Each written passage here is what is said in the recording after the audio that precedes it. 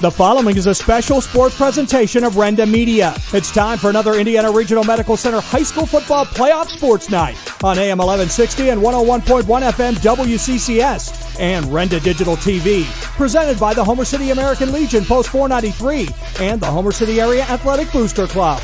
Tonight, the Homer Center Wildcats open the District 6 playoffs hosting the Moshannon Valley Black Knights. Our coverage of Homer Center Wildcat football was sponsored by the Indiana Regional Medical Center and IRMC at Chestnut Ridge, S&T Bank, Walbeck Insurance, Coy's Pizza, your personal pet sitter, by Dowds of Plumville, Luther Ford Lincoln, Brenda Smyers Duffy for Center Township Tax Collector, Meckling Insurance, 5-Star Mitsubishi, Matt Householder for Center Township Supervisor, the American Legion Post 493 of Homer City, Hutton Blues Insurance, Man's Best Friend, Friends of Joe Pittman, the Graceton-Coral Sportsman's Club, Robindale Energy Services, the Allied Milk Producers, Friends of Jim Struzzi, and by the Homer City Area Athletic Booster Club.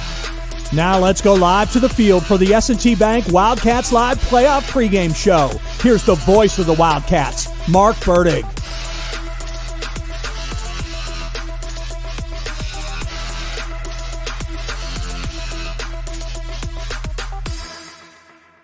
Homer Center Wildcats host the Moshannon Valley Black Knights. Hello, everybody, from our S&T Bank broadcast booth. We welcome you to our S&T Bank pregame show with Ward Hilliard. I'm Mark Bertig, and Ward, for Homer Center fans, it's good to be back in the playoffs. I'm sure that's what they're saying. I know that's what I'm saying. That is a great feeling to be here again. They've had some pretty good runs in the past, but we had some dead spots here the last couple of years. It's nice to be here, is it not? The Homer Center Wildcats finished the regular season 7-3. The Moshannon Valley Black Knights under head coach Chris Davidson 4-6. Both of these teams, Ward, are making their 18th appearance in the PIAA District 6 playoffs, and I think two small schools that have done it right over the years, public schools that many times get blocked by private schools. I was just looking through the history of Moshannon Valley, and they've been beaten many times by the Blair County All-Stars. They're the Greater Altoona Regional All-Stars, whatever you want to call them, up there at Bishop Guilfoyle. One year they were undefeated, went to the championship game 12-0, and they lost to that little tiny school 50-0. That's hard to believe, but it's a good program. It's always hanging around the playoffs year in and year out. So it's not going to be a walkover. I think people might be looking at the records instead of looking at the team. Well, let's look at things. Homer Center overall in the playoffs, 18-13. They've won 4 District 6 championships. The Black Knights are 9-17 in the District 6 playoffs in their history. This will be the 4th straight year that they've opened the playoffs against a Heritage Conference team. Yeah, and as I said off, Mike, I thought that just shows you that the Heritage is a pretty tough little conference, and they seem to do well when they get into these playoffs. The Black Knights have lost those last 3 games. They lost to Northern Cambria 55-28 in 2022. 21-13 to Purchase Line in 2023. And last year, you'll hear Coach Davidson talk about this game. They thought they were going to be in good shape and got overpowered by Penns Manor 30-8. So all 3 of those Heritage Conference teams ended Moshannon Valley's season. A note, Homer Center here at Memorial Field, just like that long run of success they had, they were very tough to beat. This year they were 5-0, and the Moshannon Valley Black Knights this year on the road, they are 0-5. Well, yeah, you don't want to read too much into that, but the Wildcats have played well here, and we certainly hope for a similar performance. We're just opening up at home, too, in these District 6 playoffs. It's so important, emphasizing, you fight for home field advantage. It would have been nice to guarantee yourself home field in the first 2 rounds. Didn't work out for Homer Center. They are 12-1 all time in District 6 home games. Their only loss was to the Greater Altoona Regional All-Stars back in 2021 when they came here and beat them. But other than that, unblemished, and on the road, Homer Center, 0-9. Can't explain that. I don't see a big reason for that with all of the teams that we've had, but that's the way it is. That's the way it reads. Tonight, New game. Everybody's 0-0. Heritage Conference, 12 teams in the conference. Just for fans not familiar with Moshannon Valley, they're from Houtzdale, about 62 miles away in Clearfield County. They have some brutal travel games. They've been to Berlin Brothers Valley, which is about 80 miles, 85 miles. Next year they have to go to Myersdale. It's nearly 100 miles. That's all part of that inter-county conference, which is comprised of 15 teams, 8 in the north and 7 in the south. They are in the Northern Division. Both of these teams, too, relatively young. Homer Center starting 4 seniors on offense and defense, while the Black Knights start just 3 seniors on offense and 4 on defense, and their skill people are largely sophomores and juniors. Well, they're good. They're a good program. They've shown that year in and year out. So, as I said before, it's you don't want to look past them. When our S&T Bank pregame show continues, Homer Center finished the regular season off with a great performance last week against Portage, 41-6. We're going to recap that game for you when we come back on the other side of the break. You'll be hearing from Moshannon Valley head coach Chris Davidson and Homer Center Wildcat head coach Greg Paige, and then we'll get into some more statistical breakdowns from a team standpoint and also individually some of the players you can bank on in this game, brought to you by S&T Bank. Coming back with more on our S&T Bank pregame show, we'll look back on that big win over Portage. Homer Center operated at a very high level, particularly in the first half. We'll recap it when we continue on the IRMC Renda Media Football Network.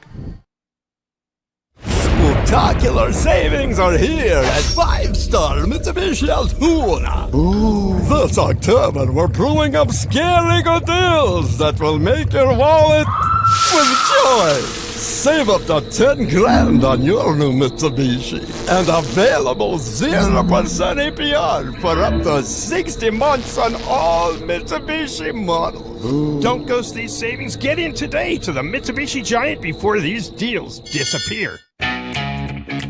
Homer City American Legion Post 493, a longtime backer of Homer Center Athletics, is pleased to be a part of today's broadcast and wishes the best of luck to the Homer Center Wildcats this season.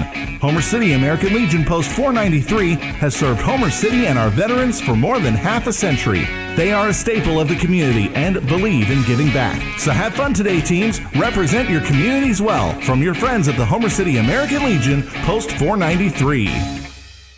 The Homer City Area Athletic Booster Club is the primary youth recreational arm of the Homer Center School District. The club congratulates the Homer City Bears 5th and 6th grade football team for winning the Tri-County Championship, finishing 8-1, outscoring opponents 237-22 with 7 shutouts. The Bears flag football team also won the Tri-County Championship, and the 3rd and 4th grade team finished 4th out of 16 teams. The Homer City Area Athletic Booster Club, serving our youth since 1958, and the foundation for Wildcat sports.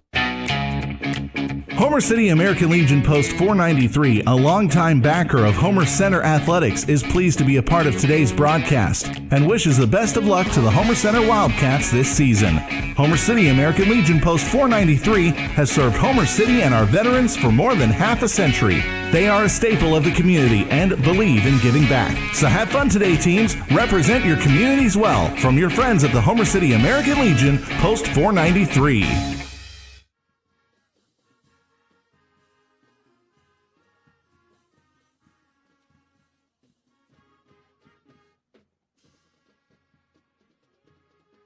Wildcats threatening. Arone goes under center.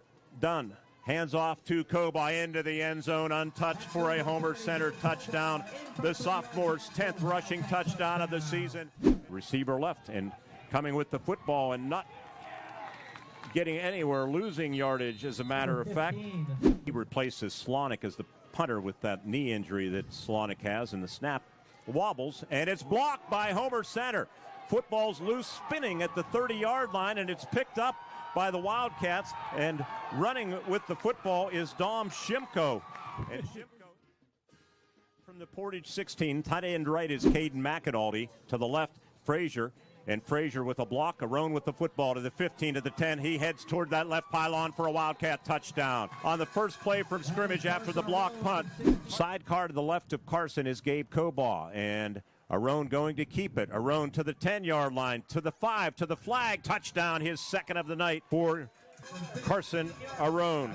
Arone goes under center. They fake it to Kobaugh. They No, it's Arone keeping it around the left side, and he has running room to midfield to the 40. And Bunyan trying to get the angle on him, and he's going to force him out of bounds at the 20-yard line from the 11. And the give to Connor DeArmond. Connor, as a ball comes loose, and Portage is going to come up with it. Owen Slonick recovered that football at about the 3-yard line. And the snap is over his head, and he's looking to, and what a job just to get the kick away, and it's taken on the run at the 19-yard line by Cody Bell to the 10, to the 5, touchdown Cody Bell. They send Gabe Cobaugh in motion, they fake the jet, they throw underneath, and with the football rumbling at the 20, the 15, the 10, inside the 5, spun to the goal line, and is it a touchdown? It is for Caden McAnulty of the Homer Center Wildcats, his second of the season.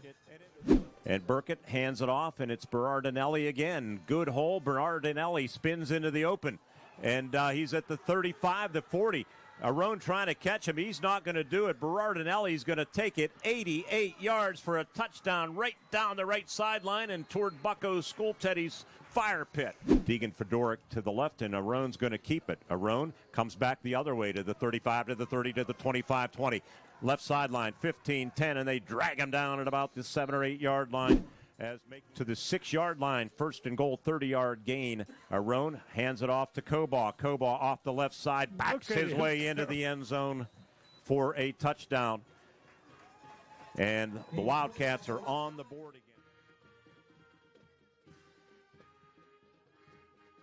again.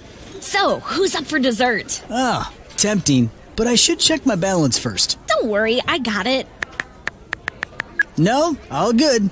Dessert's on me. Ever hesitate before making a purchase? What if you could always know? You can with S&T's mobile banking. Check your balance, pay friends on the spot, track your spending anytime, anywhere, all from your phone. Visit stbank.com to learn more and download our mobile app today. S&T Bank, member FDIC. IRMC's Mountains Behavioral Health offers comprehensive mental health treatment with separate wings for adolescents, adults, and seniors. From anxiety to depression to schizophrenia and many other conditions, including dementia, Mountains Behavioral Health tailors its services to the medical, emotional, and social needs of its patients. Mountains Behavioral Health, exceptional personalized mental health treatment to help you feel better and thrive. Close to home on the IRMC main campus. Coy's Pizza, Route 56 in Homer City and at the top of Nolo Hill would like to wish both teams the best of luck in tonight's game and throughout the year.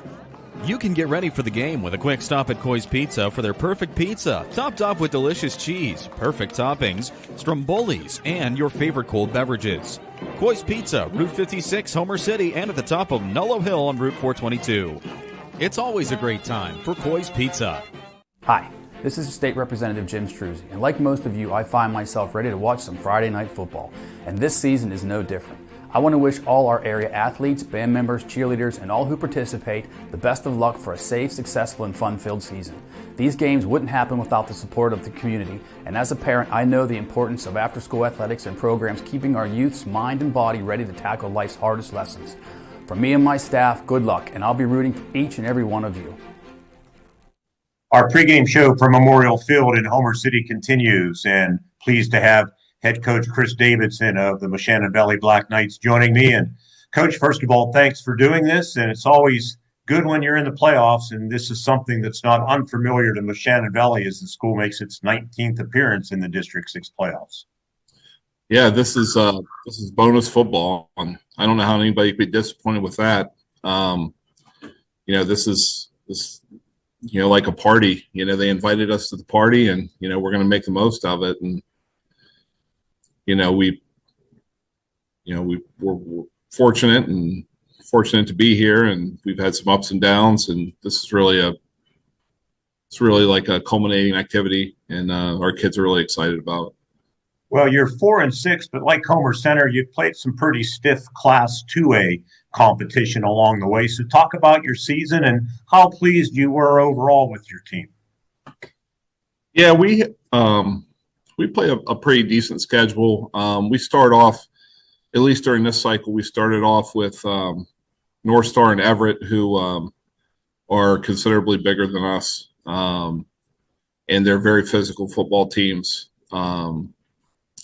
Fortunately, next year we won't have them at the top of the schedule, but unfortunately, we pick up Winber and Myersdale, who are you might as well keep those two. But our season's been it's been an interesting one. It's been one of the strangest journeys I've had as a coach, and we started off with 24 players. We only have 2 freshmen on the team, and we went from being thin to supremely thin at some points during the season, where we would only have 17 or 18 kids to practice with. And but our kids are tough kids, and they persevere, and they come to work every day and do the things that you ask them to do, and we can't ask for much more than that. And they come out every Friday and compete.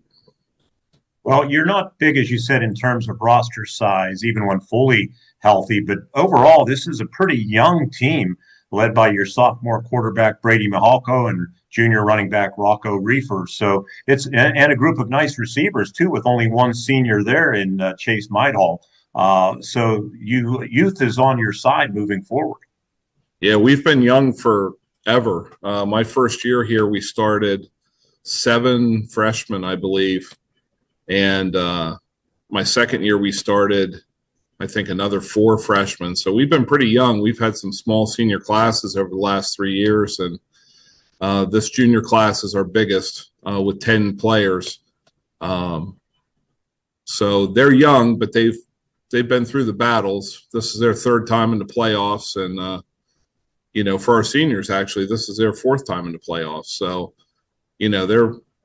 we're just trying to get over the hump. Like, we're trying to make the next logical step in our, the evolution of our program is to win a playoff game. And, we never could be accused of looking ahead or anything like that, because until we accomplish this, you can't think about anything else. We hosted a playoff game last year, and a very big and physical Penns Manor team came in and bullied us around. And, last year we thought was the year that we were going to get over that hump, but just didn't happen. Well, you make the 90-minute ride to Memorial Field in Homer City to face the 7-3 Wildcats. Preseason projections for Homer Center, quite frankly, were not good. They were the surprise team in the Heritage Conference. Tell me what you've seen in prepping for tonight's game. Well, I think that the two of us look pretty similar, with the exception of Homer Center has a dynamic quarterback who likes to run the ball. I think size-wise we match up pretty good, with the exception of their corners are very tall kids, very big kids for what we've seen this year. I've been very impressed with their ability to execute. They're very opportunistic. They take advantage of lapses or weaknesses in the defense, and thanks to y'all, their films have been on YouTube, so we get to go back and do a little bit of extra scouting. But I'm excited. Our kids are excited to play someone different, to get away from this area. The distance is no big deal. We are road warriors. We've traveled to Wimber, Everett, North Star, and Berlin, so we've put some miles on. That's just halfway. Homer City's the halfway point, right? This is just a hop, skip, and a jump. So, but we're really excited to get down there, and we just want to be the best that we can be, and play against a team that has worked hard and earned a home playoff game, and hopefully give everybody something worth watching. How important is it? I guess it's always important, but getting off to a good start. I would think in a playoff game that's especially important. Yeah, I mean, especially when you have, we've been young for a couple of years. When you have young kids, like, adversity gets amplified this time of the year, and if you get off to a rough start, it can really work on the nerves and on the brains of some of these kids. And I'm hoping that what they've seen over the past 2 years. I mean, we had a dogfight with Purchase Line their freshman year. And like I said, last year we got beat up and bullied around a little bit. Hopefully those two experiences will make them a little bit more seasoned to what can happen. I mean, we preach to them all the time. There's going to be adversity during a game, and what team reacts to that adversity better is the one that's going to come out on top. So I know that's the oldest coaching cliche in the book, but it's actually true. Yeah, interestingly enough, I think your 4 playoff appearances these last 4 years in the opening round have come against Heritage Conference teams. Yep. Northern Cambria being the other one. So yep. What about, other than the obvious, I always like to say, yes, turnovers, can't have that, can't have penalties. What are the other keys for you to advance tonight? I think at this point, it's win and move on. I don't think that there should be anybody walking off this field from either team that has anything left in the tank. I think that, at this point, and I'll say this to ours, and I'm sure that, Homer Center will be speaking the same thing, is, it's a dogfight out there, and you need to fight and scratch for everything, every inch, every yard. You said turnovers, try to create turnovers, try to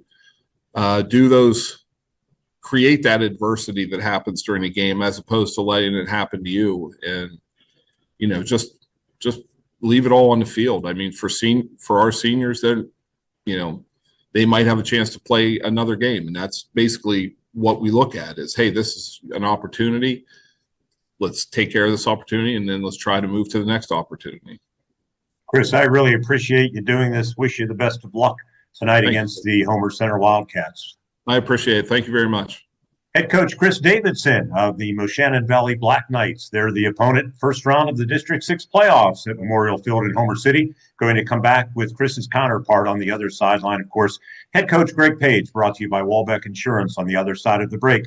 When we continue on a playoff night from Memorial Field on the IRMC Renda Media Football Network. If you're out for business or vacation, your pet's world is turned upside down. Minimize the stress to them by keeping them in their routine with your personal pet sitter. From visits to dog walking, from bathing, medicine administration to overnight stays, your pet is in good hands. They can even stay the night if you need them to. Bonded, insured, and Red Cross trained. When you can't be there, your personal pet sitter is there for you. See what I did there? Schedule your personal pet sitter today. 724-388-5859.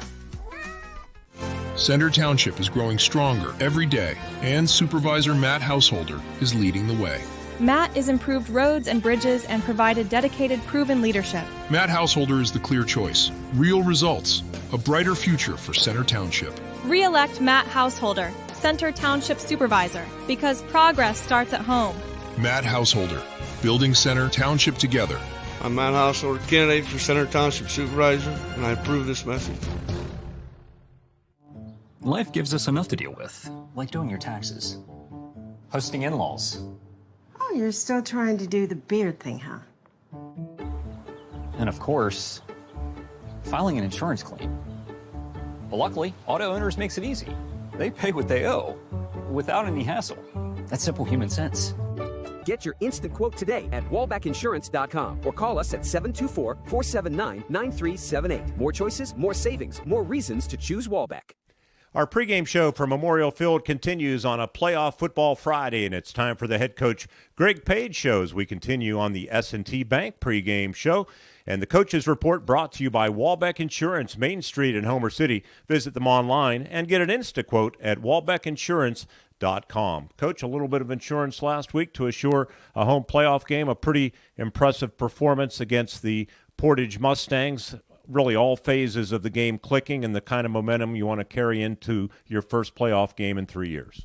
Yeah, I mean, I know they were shorthanded, but our guys came out focused and ready, made some really good plays on special teams that kind of got the ball rolling, and were able to punch the ball in, often in the first half, which led to a nice second half. Before the season started, maybe the outside expectations for this team weren't all that high. Did this group exceed even your own expectations as you look back on the regular season? Well, us over the years, we always expect to do well, but the last couple of years, quite honestly, can hurt your confidence. It hurt my confidence as a coach, and I'm sure it hurt our coaching staff, but our players were undeterred. I mean, they did the work, starting mainly in the spring and all through the summer with a kind of quiet confidence that you need in order to try to turn things around. And I said to you earlier in the season that I think the start was the key. I mean, we got up 2-0 and we're, got people noticed again, but more importantly, that got our kids confidence to keep it going. When you look back at that first game at Northern Cambria, how big was that in retrospect? Huge. I mean, we won our first one in 23 at Marion Center and ended up 2-8. So, but given what had happened the last couple seasons, I think up at Northern this year was very, very critical. We held them off. It was exciting, more than it should have been, but it showed our guys against a quality opponent what you can do. This isn't anything new for you. You've guided 14 of your 19 teams into the playoffs, but after a 2-year absence, how good does it feel to be back? It feels really good, especially at home. I mean, we got in the habit, like you said, and that hurts when it gets taken away, or you don't earn it, I should say. And so I feel good for the kids. I mean, they've had a nice mindset all year about them, and they just come to work. And especially our seniors, I felt like it really set the tone for that. Nothing flashy, but I know this was one of their goals. We've had soaking rain in the area for the better part of 36 hours or so leading into this morning. I know it's going to make for a pretty soggy turf, I would think. You really haven't had to deal with that all season long. We've been fortunate. Does it cause you to make any adjustments, or do you kind of see how things go early on? Well, Thursday workout, there's some rain and it was wet on our practice field. We stayed off the game field to preserve it, but we had some wet footballs, and the track up there, the field turf up there wasn't real great, but it was better than we thought. So you get exposed to that a little bit, and you want the kids to see that, because if it does turn rainy again tomorrow night, we want them to be ready for that. Let's talk about your opponent, Moshannon Valley. It's the first time these schools have ever met. They're only 4-6, fairly young, but talented in a lot of areas, with a sophomore quarterback by the name of Brady Mihalko, running back Rocco Reefer, who's rushed for over 1,100 yards. Mihalko's thrown for over 1,600, and they have a good group of receivers too. Yeah, I think with a first name like Rocco, you're probably going to be a pretty good running back or football player. So he's tough. Looks like he's about 190 and runs hard, and their line does a good job in their schemes. The quarterback's impressive. I was talking to Donnie before we got on the air, and he mentioned about how when he gets time and gets the ball out, it's pretty accurate. So we got to try to make things difficult for him, because his receivers are good. What do you see from them defensively? They're aggressive. It's more like a 3-3 or a 3-5 front. If we go tight formation, they'll probably make that look more like a walk-up 5-3, and they like to bring pressure. That's one of the things they want to do, is disrupt.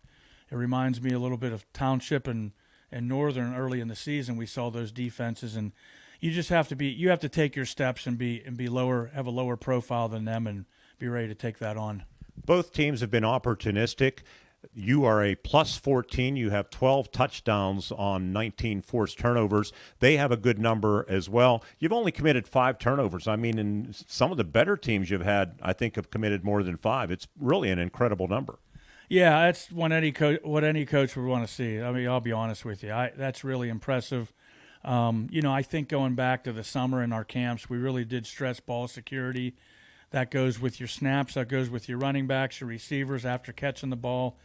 Once you get in the regular season, you kind of get away from some of those drills because you have the whole big picture to look at. But I think that's carried with us, and I think a lot of times our line deserves credit for that, because if guys are getting through holes or in the open field, then it minimizes the defenders that are coming at you. What gives you confidence, and what has kept you up this week? It's a little bit of confidence being at home. We've played well at home. I think our kids have played with a lot of energy, and they know that it's win or go home. What keeps me up is what it does every week. I worry about the opponent. You can throw the record out the window. They're young, but they're hungry. They're aggressive. I like their coach. I saw them play PL, I think, 2 years ago when I was doing a radio broadcast for that playoff game. So I just think they're going to come down and have a lot of energy, and I think they have talent. Well, it should be interesting. You are 5-0 at home. You mentioned playing at home. They are 0-5 on the road. You're 12-1 all-time in District 6 home playoff games. I don't even know why we're doing this interview. Sounds like it's going to be easy. Yeah, you always say that, but no, nothing's ever easy. I can tell you that. Coach, finish this sentence. We did this a couple of weeks ago. We will win tonight's game if... we score more points than them? No.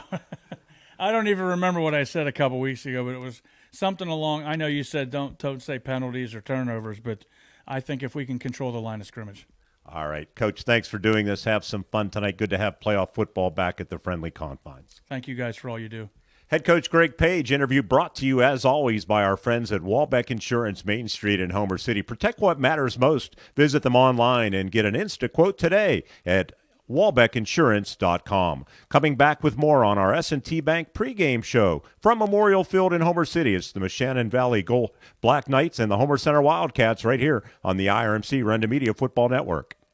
Drive through summer and save big at Luther Ford. Right now at Luther Ford, lease a new 2025 Ford F-150 XLT or Ford Ranger XLT, your choice, just $420 a month. That's right, your choice, just $420 a month with no money down. These Luther Ford leases are incredible, and with no money down, the savings are huge. Luther Ford, Route 119 Homer City and Admiral Perry Highway, Evansburg. Becoming a champion isn't defined by a single moment. It's a journey shaped by years of dedication on and off the court.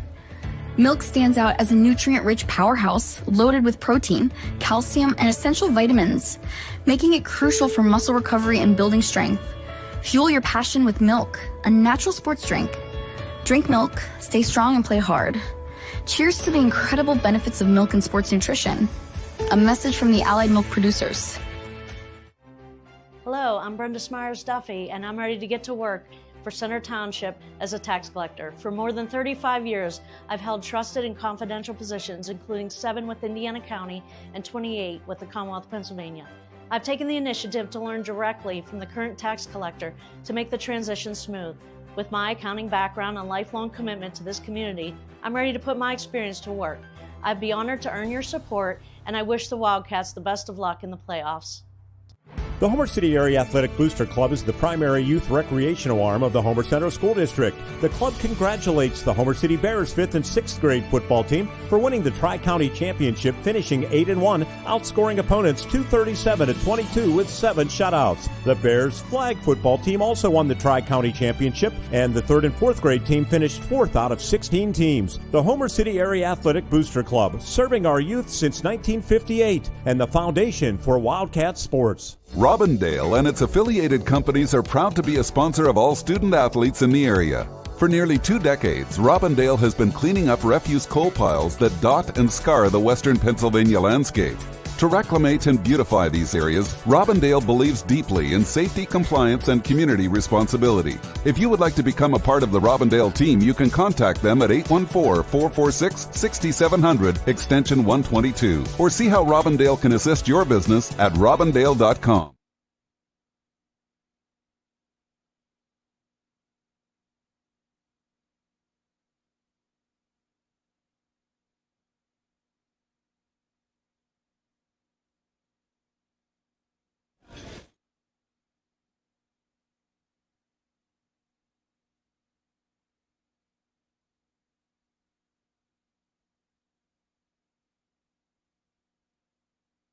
T-Bank broadcast booth, People Forward Banking, S&T Bank in the booth with Ward Hilliard. I'm Mark Bertig as we get ready for this PIAA District 6 Class A quarterfinal matchup between the 4 and 6 Black Knights of Moshannon Valley and the Homer Center Wildcats. By the way, Chris Davidson, we heard from him, 15 and 17 in his 3rd season. First meeting, by the way, these two teams have never met in football through the many years of existence for Homer Center. My record's dating back to 1923. Davidson was named head coach in January of 2023. He graduated from Kerwinsville and began coaching football at Phillipsburg Osceola in the late 1990s. Ironically, Phillipsburg Osceola was where Homer Center won their first of 4 District 6 championships back in 1985. That is actually the year they started District 6 playoffs. But after leaving Phillipsburg Osceola, he was a head coach in several East Coast locations, including Maryland, North Carolina, Virginia, and Florida, at both small and large schools. He was named the Florida Athletic Coaches Association Coach of the Year and the 2020 Tampa Bay Buccaneers High School Coach of the Year back in 2020.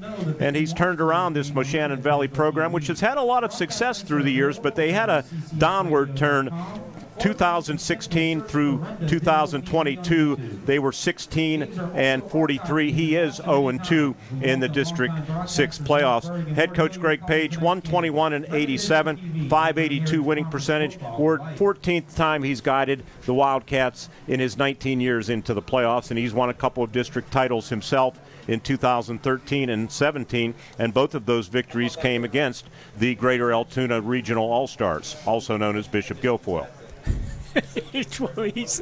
He's done this program proud, and I think it did his dad proud too, the way he came in here and just started having success and continued success as they go through the seasons that he was here.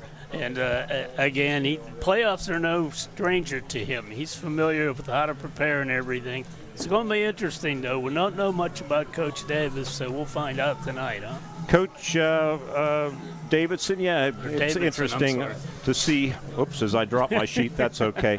Happy Halloween, by the way. Oh, yes, and happy birthday to Mrs. Hilliard. She was born on Halloween. Now, that says a lot, but I don't want to get into it. Well, I had Coach shook up when I said, I hope you coach better this Halloween, because on Halloween nights I'm going to ask Don maybe to get that for me here, since I drop-kicked it, but Halloween nights here at Memorial Field under Coach Paige, they've been kind of frightful, to be honest with you.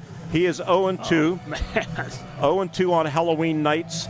They lost to Williamsburg back in 2014, 32-12, and to Penns Manor, 35-0 in 2009. So he'll be looking to turn that around. What records don't you have? Huh? That's my stat of the night. Hey, Ward, let's look at some stats and some key performers brought to you by S&T Bank.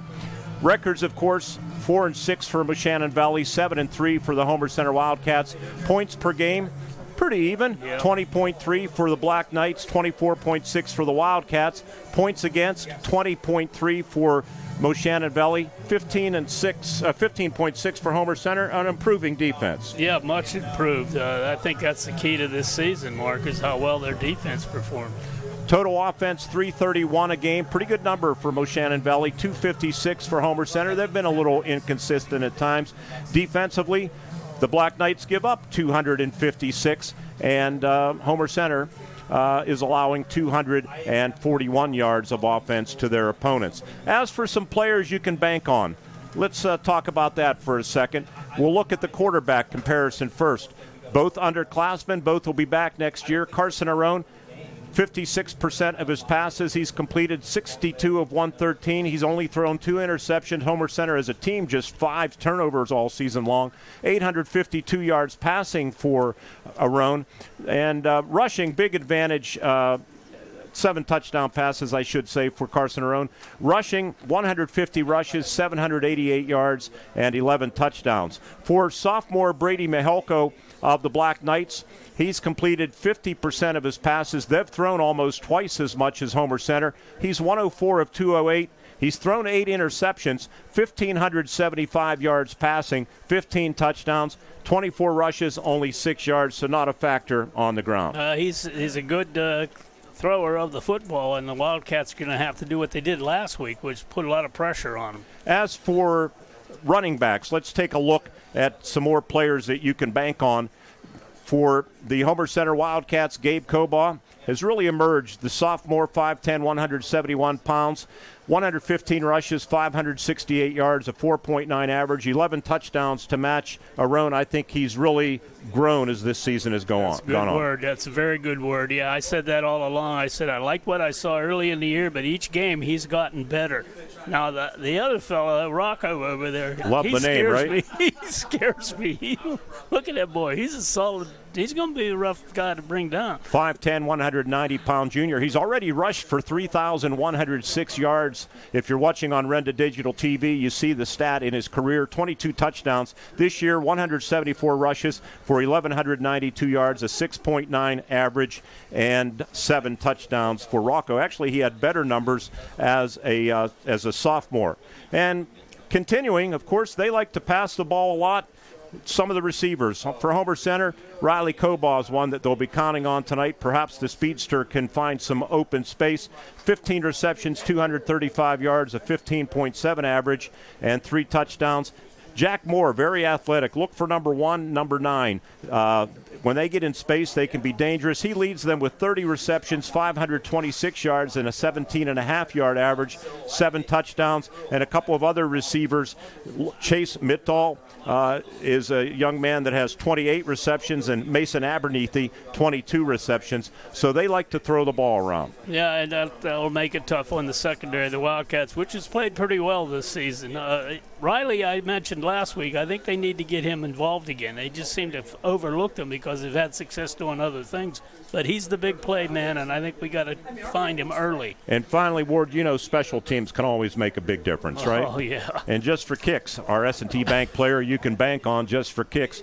Brady Frazier, the junior, one of the best in the region, really. 10 touchbacks kicking off. We are going to have a brisk wind. We'll talk about that as the game goes on. He's 26 of 30 in the extra point department, 4 for 4 in field goals, kicking 25, 29, 31, and 39-yarders. And at the bottom of the screen, if you're watching on Renda Digital TV, he owns the Indiana County record, a 46-yarder last week. He could be a difference maker tonight. Yeah, he could. In these games, you got a guy that can put 3 on the board.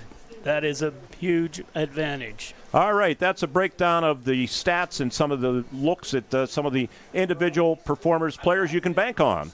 Brought to you by S&T Bank, People Forward Banking, S&T Bank member FDIC. Ward Hilliard's going to set the starting lineups when we continue on the S&T Bank halftime show. Yeah, Michael on the radio side playing a little bit of Ghostbusters. Yeah, Ghostbusters. Right here on the IRMC Renda Media Football Network. Happy Halloween, everybody. So, who's up for dessert? Ah, tempting, but I should check my balance first. Don't worry, I got it. No, all good. Dessert's on me. Ever hesitate before making a purchase? What if you could always know? You can with S&T's mobile banking. Check your balance, pay friends on the spot, track your spending anytime, anywhere, all from your phone. Visit stbank.com to learn more and download our mobile app today. S&T Bank, member FDIC. When the season demands more, you come prepared. With more warmth where it matters. More control when it counts. More confidence to go further. You're more than ready to make this winter yours. During the Mitsubishi year-end sales event, drive away in a new Mitsubishi SUV with 0% for 60 months on every model. Visit 5starmitsubishi.com to shop online and learn more about America's best backed vehicles. From furniture to flooring, mattresses to accessories, you'll save big at Dowd's. Dowd's showrooms are filled with furnishings from America's finest manufacturers. You can save thousands on Dowd's floor samples and receive incredible savings on custom orders. Whether you're looking to furnish one room or your entire home, right now it's all on sale at Dowd's. Drive a little, save a lot. Dowd's of Plumville and Greensburg. Doesn't your home deserve Dowd's? I'm State Senator Joe Pittman, wishing all students who participate in extracurricular activities every success in the classroom and on the field. The teamwork and leadership skills you learn today will serve you and our entire community well in the years ahead. We need future leaders prepared to step forward and make our region a better place to live, work, and raise a family. I'm proud of the work and effort you are putting forth. Have fun, be safe, and enjoy the season. Paid for by Friends of Joe. The Graceton-Coral Sportsman's Club and Twin Cities Event Hall on Mill Road in Graceton continue to rise to new heights. Membership is soaring, and now's the time to join the best social and sportsman's club in Indiana County. Exciting renovations are underway, including a brand new outdoor stage and handicapped accessible parking at the hall. Enjoy a friendly atmosphere at the club, great food. Don't miss delicious pizzas every Thursday and Friday. The Graceton-Coral Sportsman's Club on Mill Road in Graceton. Let's go Wildcats!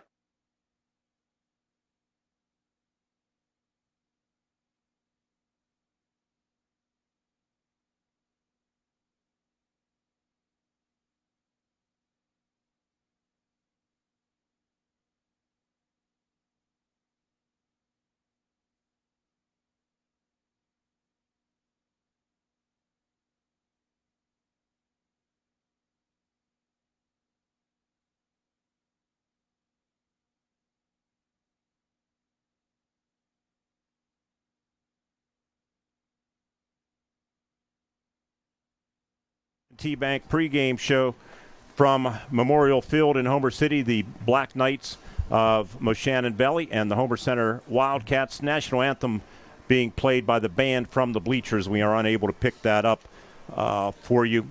And we're going to continue on with the starting lineups for both teams, the Black Knights offense and the Wildcats offense. Ward?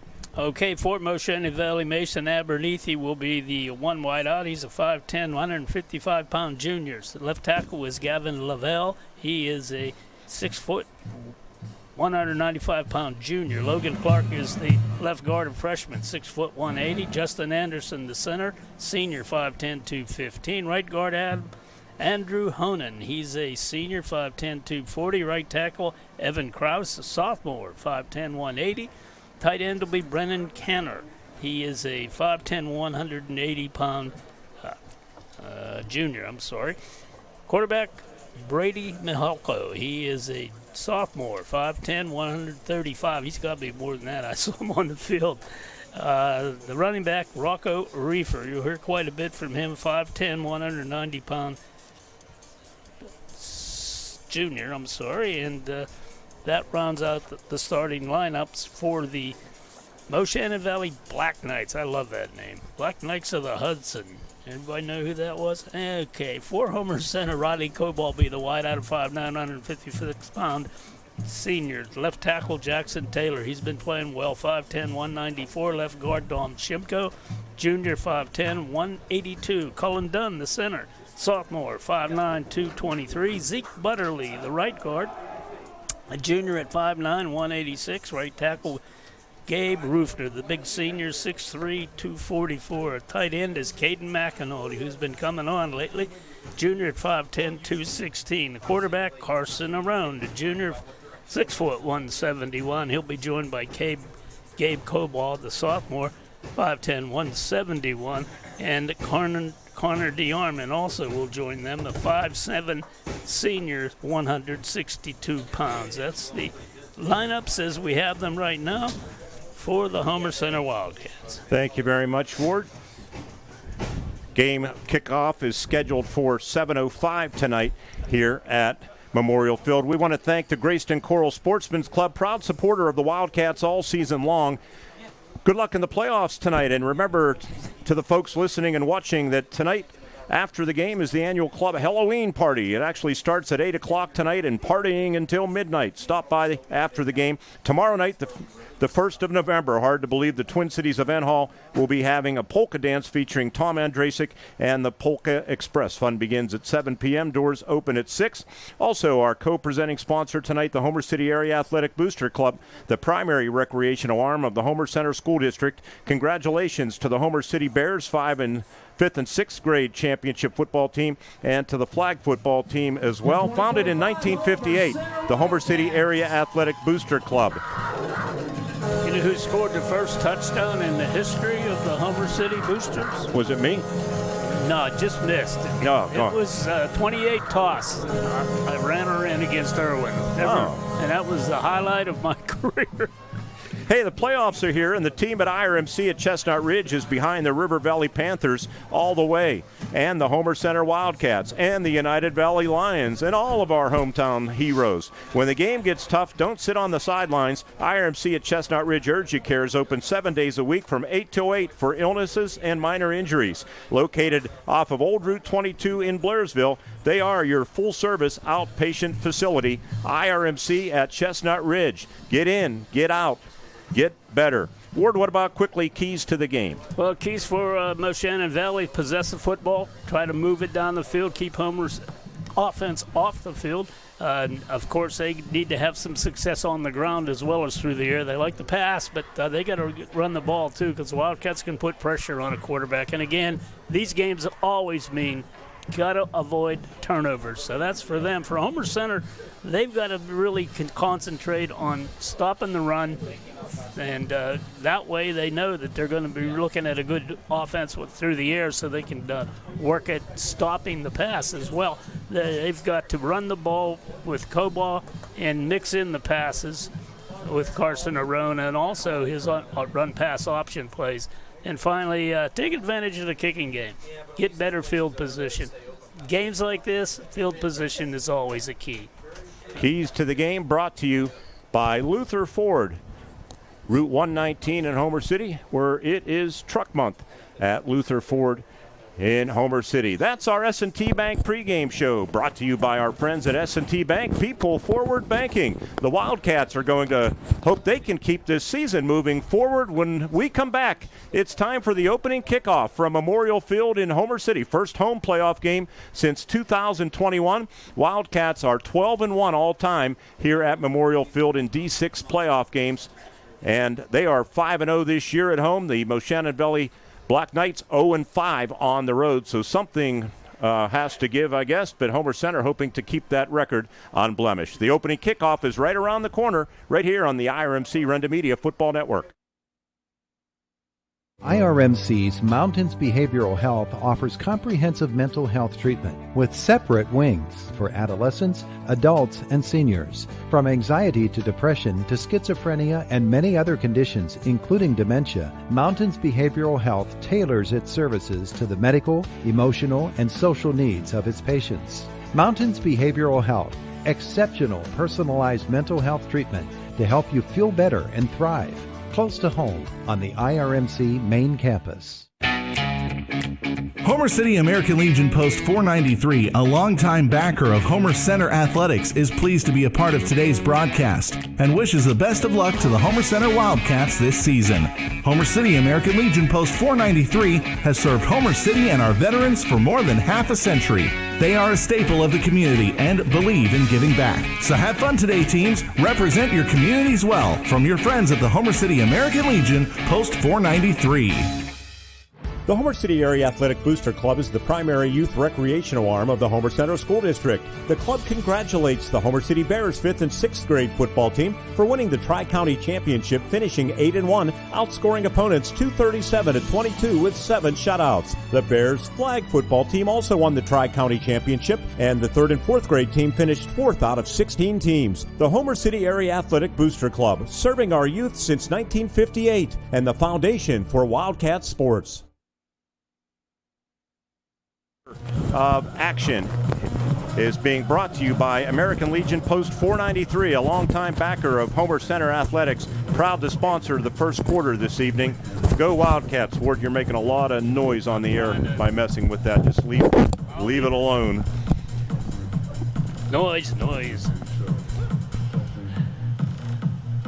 Homer Center won the toss, and they will receive.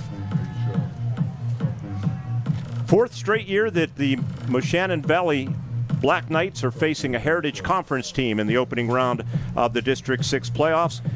If you missed it, they lost to Northern Cambria 55-28 in 2022. To Purchase Line 21-13 in 2023, and last year they got spanked pretty good physically, according to Coach Davidson. Very disappointing, and it was a motivator for this year. They lost 30-8 at home to Penns Manor.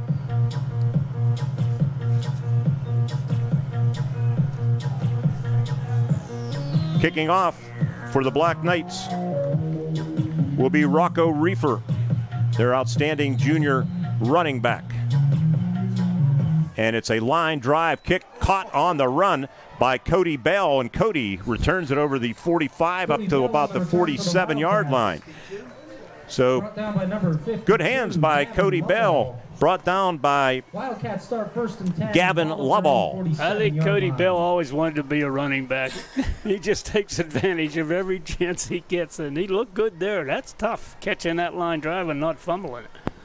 Homer Center offense, 4 seniors, 5 juniors, and a couple of sophomores, averaging 24.6 points a game, 176 rushing, 85 through the air, 256 overall.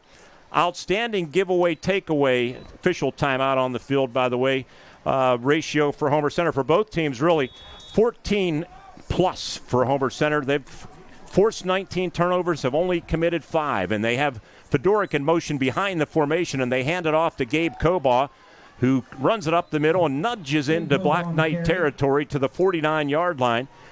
So he gains a solid 4 yards on first down. Going to be tackled on the play by Rylan Krause. There are 2 Krauses on the roster for Moshannon Valley, but they are not related.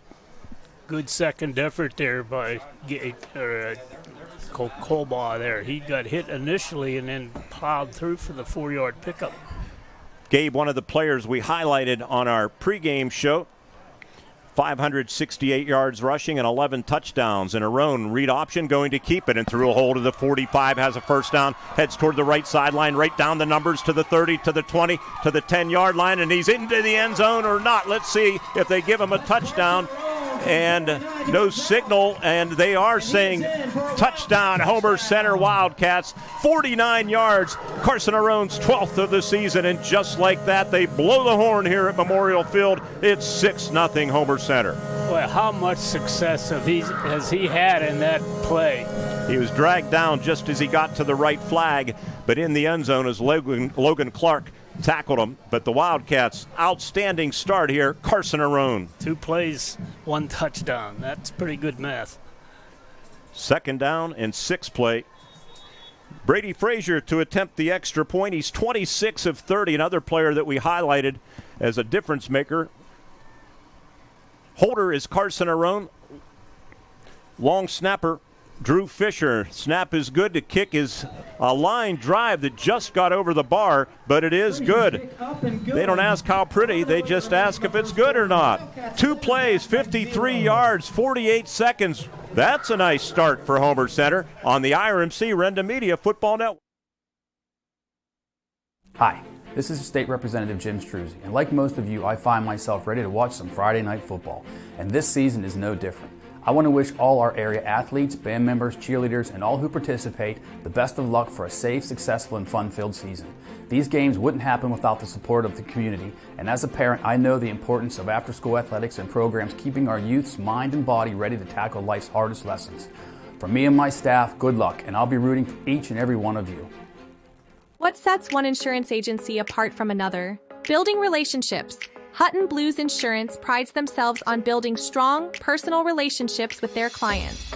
Hutton Blues is an independent agency offering you choices to get you the best coverage at the best rate. When you buy insurance, whether it's for your home, car, business, life, or retirement, you want an advocate working in your best interests, and that's the Hutton Blues Insurance Indiana County and Trent Insurance Cambria County.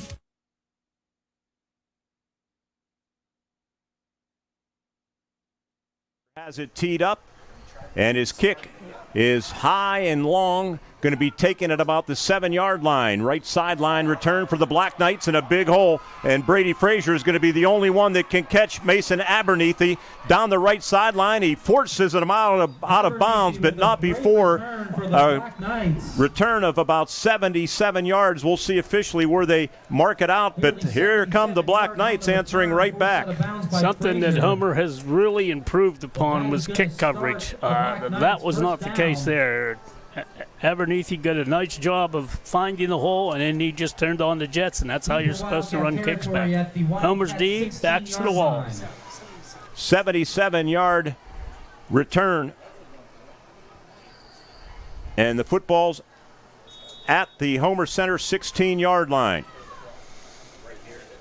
Quarterback, a sophomore, Brady Mihalko. Turns, hands it off to Rocco Reefer, and Reefer going to be dragged down right near the line of scrimmage defensively for the Homer Center Wildcats. Gabe Ruffner making the tackle. Ruffner second on the team with 59 tackles. Just a quick reset on the stats. Mo Valley's offense, 20.3 points a game, 173 rushing, 158 passing. They're pretty balanced at 331 overall yards. They are a plus 11 in the giveaway takeaway department. Homer Center's defense allowing 241 yards per game, and a timeout. Let's see, an official timeout. So I'm not sure what the situation is. Diggin Fedoric running toward the sideline. Well, there was a receiver uncovered here for Moshannon Valley. Homer's getting adjusted too, so I don't know where that timeout came from. But it was an official timeout. That's I think it was a headgear problem or something along those lines. Sidecar to the left is Reefer. Mihalko takes the shotgun snap, throwing for the end zone, and a flag on the play, and the pass is caught for a touchdown deep in the right corner of the end zone, and that might be a personal foul on Homer Center because the quarterback is on his back, and that would be a tough blow if he is hurt badly, although he's trying to get up Mahalko, but they have at least tentatively pulled within a point. The touchdown is going to be good, and I think it will be a personal foul on Homer Center. It's 7-6 as the Moshannon Valley Black Knights answer right back. Not the start Homer wanted. Defensively, those are just huge mistakes. Letting the guy behind you, giving up the kick, and then letting a receiver get deep on you like that, and then committing the penalty on top of it all. That's not a way to win a football game. Let's look one more time at that replay as they attend to Mahalko, and he is getting up and appears to be okay. First of all, there's the hit.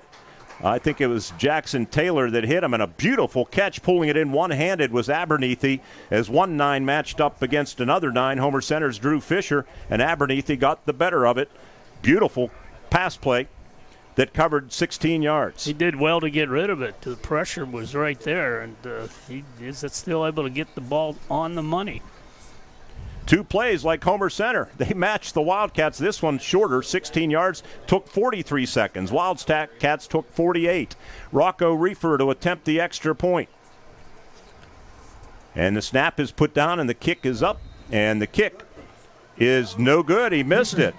He was 12 for 12 this season. Actually, they listed J.C. Smith as the kicker, but that was Reefer, and it misses. So it's 7-6 Homer Center.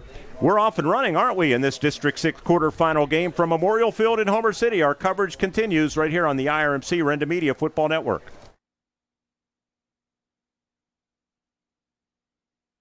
What sets one insurance agency apart from another? Building relationships. Hutton Blues Insurance prides themselves on building strong, personal relationships with their clients. Hutton Blues is an independent agency offering you choices to get you the best coverage at the best rate. When you buy insurance, whether it's for your home, car, business, life, or retirement, you want an advocate working in your best interests, and that's the Hutton Blues Insurance Indiana County and Trent Insurance Cambria County. Center Township is growing stronger every day, and Supervisor Matt Householder is leading the way. Matt has improved roads and bridges and provided dedicated, proven leadership. Matt Householder is the clear choice. Real results. A brighter future for Center Township. Re-elect Matt Householder, Center Township Supervisor, because progress starts at home. Matt Householder, building Center Township together. I'm Matt Householder, candidate for Center Township Supervisor, and I approve this message.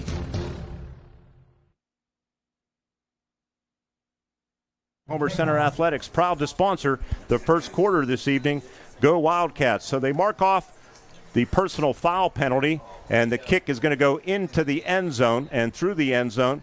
So the Wildcats will start off at their own 20-yard line. Probably a good thing, as DeArmond was going to maybe fill that with his momentum going toward the end zone. Yeah, he was going the wrong way. You're right. And, again, that was an advantage based on that bad penalty Homer has taken. So the Wildcats with 10-11 to play in the first quarter at their own 20. So we have played 1 minute and 49 seconds, and we have 13 points on the board. It's not dull. You got your money's worth already, folks. Not a great turnout for Moshannon Valley fans over there, but they do have a few. We'd like to know if some Moshannon Valley fans are watching us tonight. The QR code in the bottom left side of your screen, you can scan it. Let us know where you're watching, no matter if you're a Wildcat fan or a Black Knight fan. And the pass from Carson Arone to the big tight end, Caden McAnulty. And just like that, the Wildcats are in Black Knight territory. That's a pass play that's going to cover 39 yards from Arone to Caden McAnulty, brought down by Chase Mittal and Jack Moore. You're too young to remember the original American Football Conference, but this is the kind of games those were. Charlie Hennigan would rip in a pass from Daryl LaMonica. What a bunch of names there, but that was a big play. And again, McAnulty has come on strong as a receiver. Shotgun snap to Arone. He's going to keep it, and he's going to be met and dropped right at the line of scrimmage, maybe even a loss of a yard. Tackled on the play by Evan Kraus and Alex Reefer defensively for the Mo Valley Black Knights. A loss of a yard back to the 42. Good teams adjust, and they did there. Caden McAnulty really is developing into a heck of a football player right before our eyes this season. He is big, he's strong, he has good hands, 216 pounds, 5'10", junior, and he'll be back next year like many of the guys wearing black jerseys, and the same thing on the other side, this Mo Valley team, maybe even a tad younger. H back to the left, they fake the pitch, and Arone's going to keep it, and Arone has 3 yards inside the 40 down to about the 39-yard line on the tackle defensively for the Mo Valley Vikings was Alex Reefer, a outside linebacker, a sophomore, 5'6", 150. Second on the team with, ready for this, a nice round number, 100 tackles for Reefer. He does it all, does he not? Alex Reefer is a cousin of their leading ground gainer, Rocco Reefer. 3rd down and 8 football at the 39-yard line, pretty much in the center of the field. And Arone goes from the gun, takes the shotgun snap. Pretty good protection. Now it breaks down, and they have him. He eludes one man, but there's a tackle back in Wildcat territory by Evan Kraus. And the Wildcats are going to have to punt it away. Carson just couldn't quite break loose. He had a chance to look downfield, maybe look to 2 receivers. Nobody really appealed to him, so he tried to slip through the defense. Good job by Mo Valley, though. Now they got some momentum and they got some confidence. And if nothing else, that long pass to Cade McAnulty from Homer Center's perspective flipped the field a little bit. Wind has calmed a little bit. We'll tell you about it after this punt from Brady Frazier. Brady averaging 35 yards a punt. This one an end-over-end line driver, and rolls inside the 25, a relatively short punt of 30 yards. So they're matching each other. Homer Center started at the 20, and now the Moshannon Valley Black Knights will start at their own 20-yard line. Black Knights 6. 30-yard punt. Let's see if Homer's defense learned anything Moshannon's has.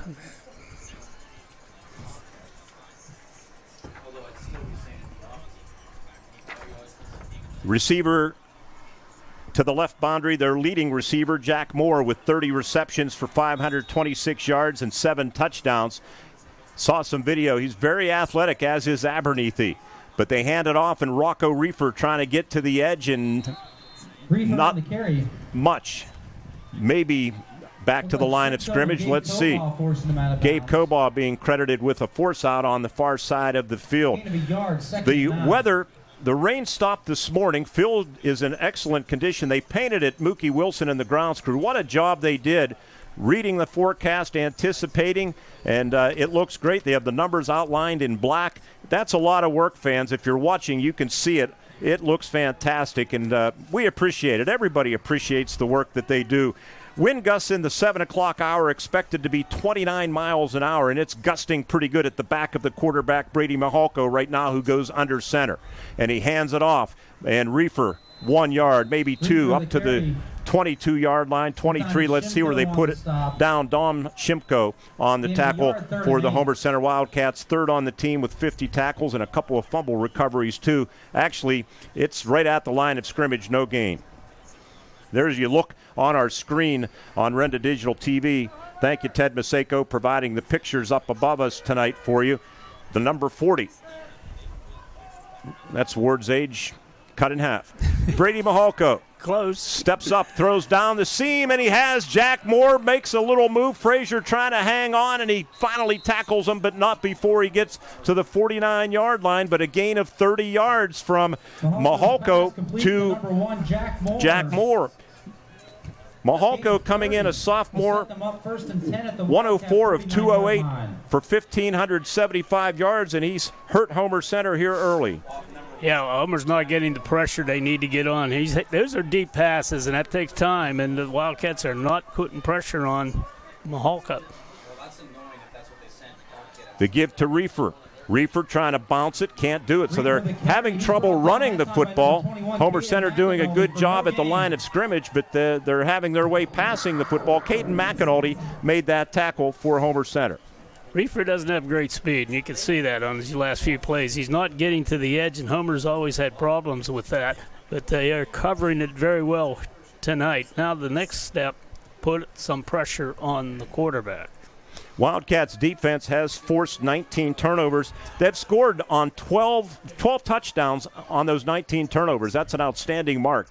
Mahalko to pass again, pressure off the backside, and he throws on the run, has a receiver open. That is Abernethy again, and they're going to move the chains at the Wildcat 36-yard line. Diggin Fedoric made the tackle. Black Knight first down. Really isn't giving us a good feeling right now. We can stop the run, but we cannot seem to bottle up that passing attack. He had time to pick a secondary receiver. He did that and did it very well. Shotgun snap out in the flat. They throw it, and a big hit. The reception made, and Riley Koba puts a stick on Chase Mittal. Down nicely by number 10. Mittal, 28 receptions for 231 yards. Moore had 30 receptions coming in. Mittal has 28, and Abernethy 22. Abernethy has the touchdown reception that covered 16 yards that pulled them within a point. It's 7-6 Homer Center. 5:45 clock running here in the first quarter, being brought to you by the American Legion Post 493. Sidecar right is Reefer. Pressure up the middle, throwing downfield, and it's batted away by Brady Frazier, who didn't turn around in time. If Brady turns around, that's going to be an interception. There is a flag in the area of holding, so this one might be coming back. Not coming back, but they might be pushing them back. They blitzed up the middle, the Wildcats did, and I saw whoever was trying to block the blitzer grab them. Pretty evident. Temperatures expected to dip into the lower 40s as the game progresses. As I mentioned, 29-mile-an-hour wind gusts, pretty much expected right through the 9 o'clock hour. Actually, 9 o'clock hour, they're saying it's going to slow down to 28 miles an hour.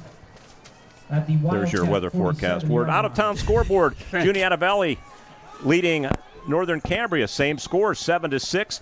Cambria Heights up on Marion Center, 7-0. River Valley and Bellwood Annis tied at 7 in Double-A action. In motion is Mittal. And Mahalko going to keep it, and Mahalko not going anywhere. He's going to lose a yard or two. The Wildcats did obviously accept that penalty to push them back.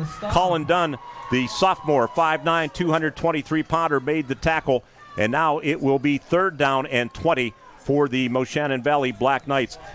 Mahalko, not much of a runner. Of course, you don't know how much sacks factor into stats, Ward, but either way, 24 rushes, 6 yards coming in. They're not running him a lot. Not overly impressive. And from what I've seen here of Reefer, who is their leading rusher, Homer's done a great job of bottling him up. That needs to continue. That means that Homer Center is winning the line of scrimmage, at least so far. Trips to the right. Mahalko to pass. Throws. Has a receiver, but it's dropped by Abernethy. Would have been well short of a first down, and maybe a little bit of pressure up the middle. We'll see if we get a replay from John Smathers, our digital manager, and we do. We'll see. I think somebody forced the throw a little bit early. And maybe not. It was starting to collapse. He was hit as he threw. That's what I saw out of the corner of my eye. But just misfired a little bit to Abernethy, and Rocco Reefer is on to punt. The long snapper is Gavin Lovall.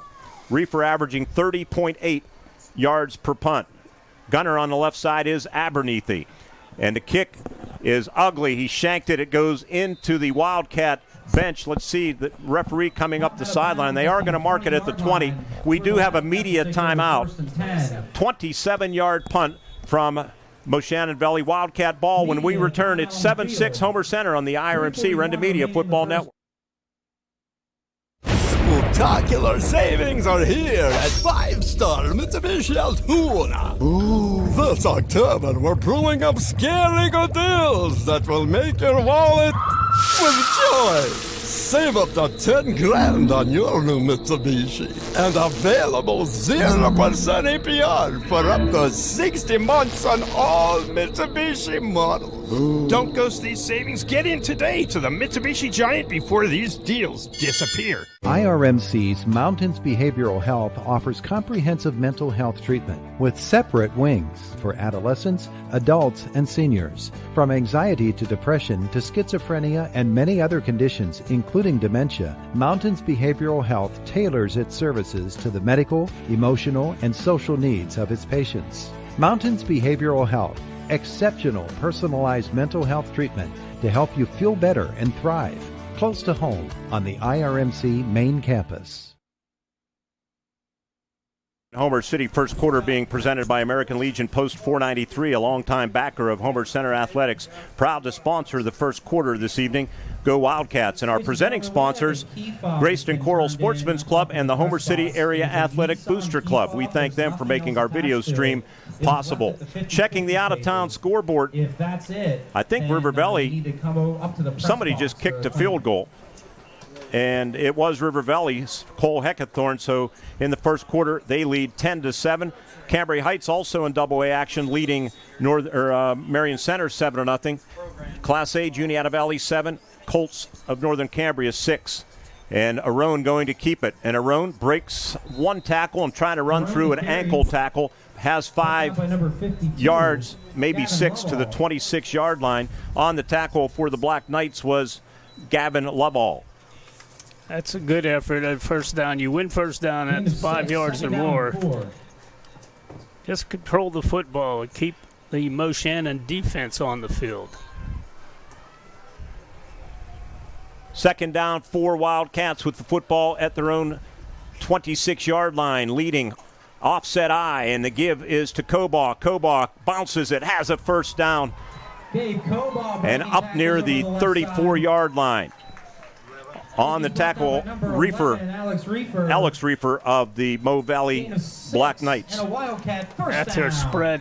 I call it a diamond formation. It's just an extension of an I formation, and they've run that very well here of late. Gain of 8 yards for Gabe Kobaugh. Up to the 34-yard line. 2:45 clock running here in the first quarter. 7-6 Homer Center. Thanks to everybody for tuning in on WCCS Radio and on Renda Digital TV. Yes, it is that dry triangle formation. And the give and cradling that football is Kobaugh again. And Gabe has 5 or 6 yards. Just some smash mouth football from Homer Center right now. And they have won the line of scrimmage, at least early on in this football game. On the tackle, Alex Reefer once again. I agree, Mark. That's exactly what they're doing, and they're blowing some big holes. You're getting 6 yards on a run, first down. That is a big win. Second down, 3, so a gain of 7 for Gabe Kobaugh, the sophomore. Wildcats go like a double H-back look to the right. And Arone with a blocker, Gabe Kobaugh, but not enough blocking. Those behind on the other side didn't block, and Arone is smothered for a loss back at the 41 or 36 or 37. They're going to put it down at the 37-yard line, so a loss of 4. Gavin Lovall, their leading tackler with 150 tackles and a couple of sacks, 2.5 sacks. That wasn't a sack because it was a run play all the way, but same result. They had all their influence blocking on the wing. Homer Center's had some success with some short passes the past couple of games. Let's see what they do here. Second, third down opportunity, and Arone to pass, and Arone as the pocket starts to collapse, trying to run through it. He does run through a tackle, but not through a second one of Evan Kraus, the nose tackle.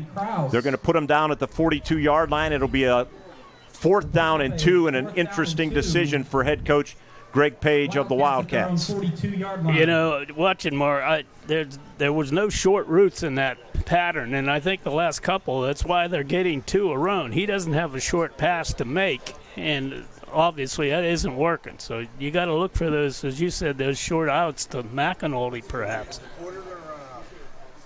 Down to 30 seconds to play, and the Wildcats want to talk about this timeout on the field. We'll come back. Big 4th down and 2. Will they go for it? Will they send the punt team out? We'll have the answers. The Wildcats lead 7-6 right here on the IRMC Renda Media Football Network. Robindale and its affiliated companies are proud to be a sponsor of all student athletes in the area. For nearly 2 decades, Robindale has been cleaning up refuse coal piles that dot and scar the western Pennsylvania landscape. To reclimate and beautify these areas, Robindale believes deeply in safety, compliance, and community responsibility. If you would like to become a part of the Robindale team, you can contact them at 814-446-6700, extension 122, or see how Robindale can assist your business at robindale.com. Legion Post 493, longtime backer of Homer Center Athletics, proud to sponsor the first quarter this evening, wishing the Wildcats the best of luck. And the American Legion, wonderful job of supporting the team in a variety of ways. A lot of water donated, preseason camp, that type of thing. And they are just wonderful, everything they do. American Legion Post 493, and it looks like the Wildcats are going to go for it unless they go hard count and try to draw them off. They're going to go in that triangle formation with Carson Arone under his center, Colin Dunn.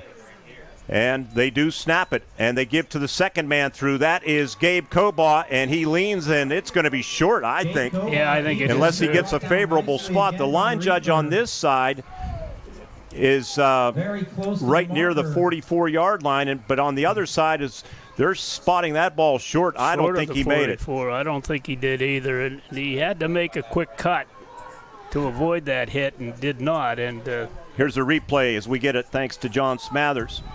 Official timeout for a measurement, and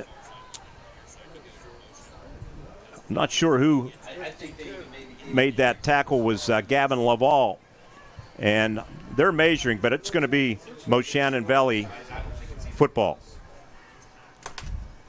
It was a counter play, and normally that works well. And there was a hole, but Gabe did not see it. They stretch it out. It is Black Knights football, so the Wildcats gamble, and it backfires on them. Just short. Black Knights will take over 1st and 10. The caution here is to watch the deep pass now, because that's what Moshannon brings to the house, and that's probably what we're going to see.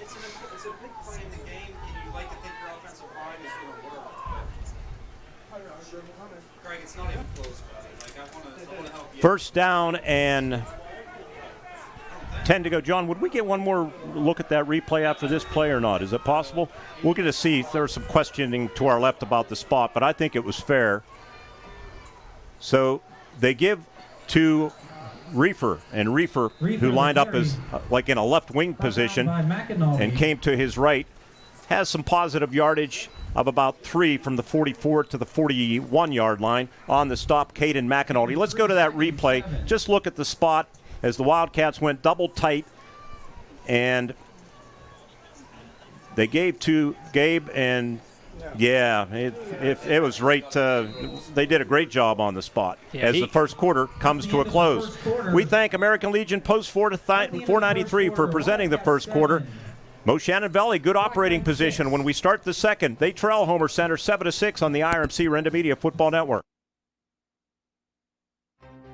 Hello, I'm Brenda Smyers Duffy, and I'm ready to get to work for Center Township as a tax collector. For more than 35 years, I've held trusted and confidential positions, including 7 with Indiana County and 28 with the Commonwealth of Pennsylvania. I've taken the initiative to learn directly from the current tax collector to make the transition smooth. With my accounting background and lifelong commitment to this community, I'm ready to put my experience to work. I'd be honored to earn your support, and I wish the Wildcats the best of luck in the playoffs. The Homer City Area Athletic Booster Club is the primary youth recreational arm of the Homer Center School District. The club congratulates the Homer City Bears 5th and 6th grade football team for winning the Tri-County Championship, finishing 8-1, outscoring opponents 237-22 with 7 shutouts. The Bears flag football team also won the Tri-County Championship, and the 3rd and 4th grade team finished 4th out of 16 teams. The Homer City Area Athletic Booster Club, serving our youth since 1958, and the foundation for Wildcat sports. Tight formation, and they're going to give to Rocco Reefer again, who runs through one tackle but not running through Gabe Ruffner, and also Homer Center's Dom Shimko. Lost a yard or two back to the 43. Second quarter, by the way, being presented by Robindale Energy. Robindale is hiring. If you'd like to become a part of the Robindale team, you can contact them at 814-446-6700, extension 122, or see how Robindale can assist your business at robindale.com. Third down, big play here for both teams. Tight formation. Wingman to the right. Good old number 75, Evan Kraus. Tight end, I don't know what he is. Booting to his left. Throwing downfield, jump ball, and a flag, and it's going to be interference on Homer Center, but it doesn't matter. The pass is caught anyway. And right at the end of that play, a little bit of chirping from the receiver, Jack Moore, but it is, unless it's offensive interference, it's going to be first and 10. It is going to count. So 3rd and 9, the Wildcats give up a long play from the 43 to the 20-yard line, a 23-yard pass play.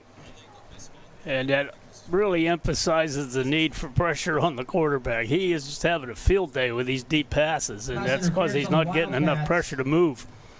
It's a good passer, no two ways about it. Only a sophomore. His biggest game of the year came in a 26-20 loss to AA Everett back on August 29th when he threw for 249 yards. Tight formation, give up the middle. And they're not getting a lot of running. There's a late flag, 2 flags now. What's this one going to be about? Flags again on the play. And not 1, but 2 referees spotted it.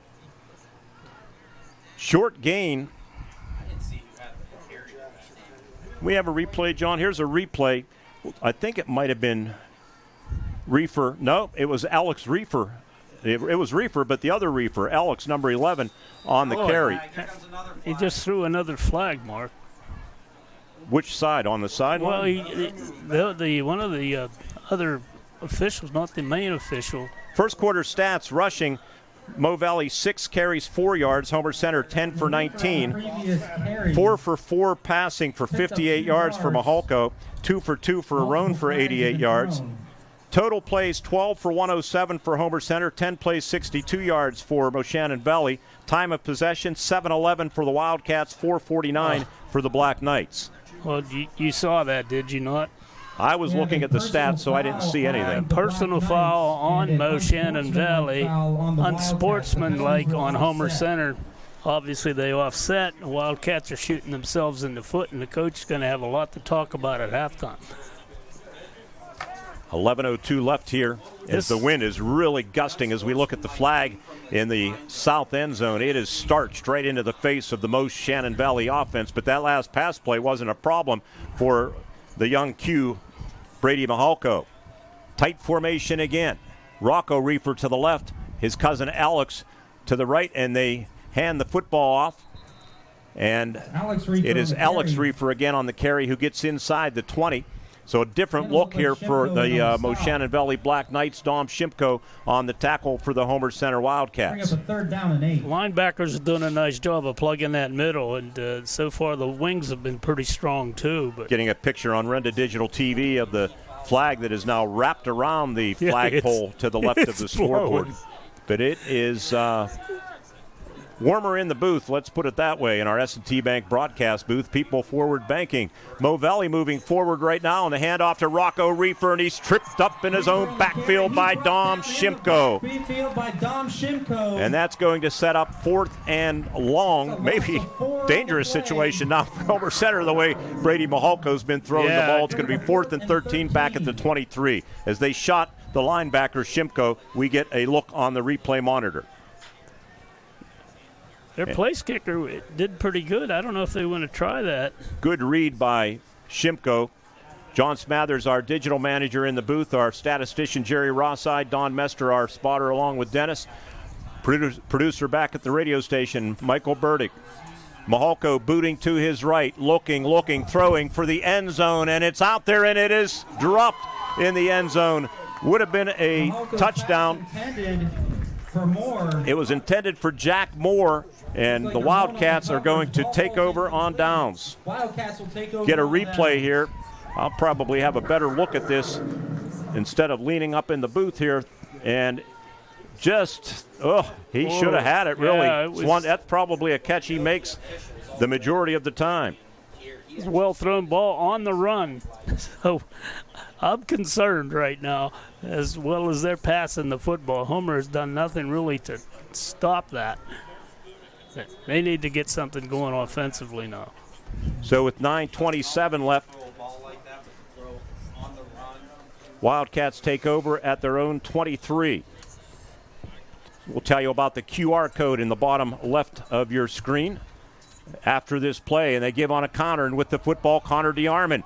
DeArmond up the right sideline into the Mo Valley bench.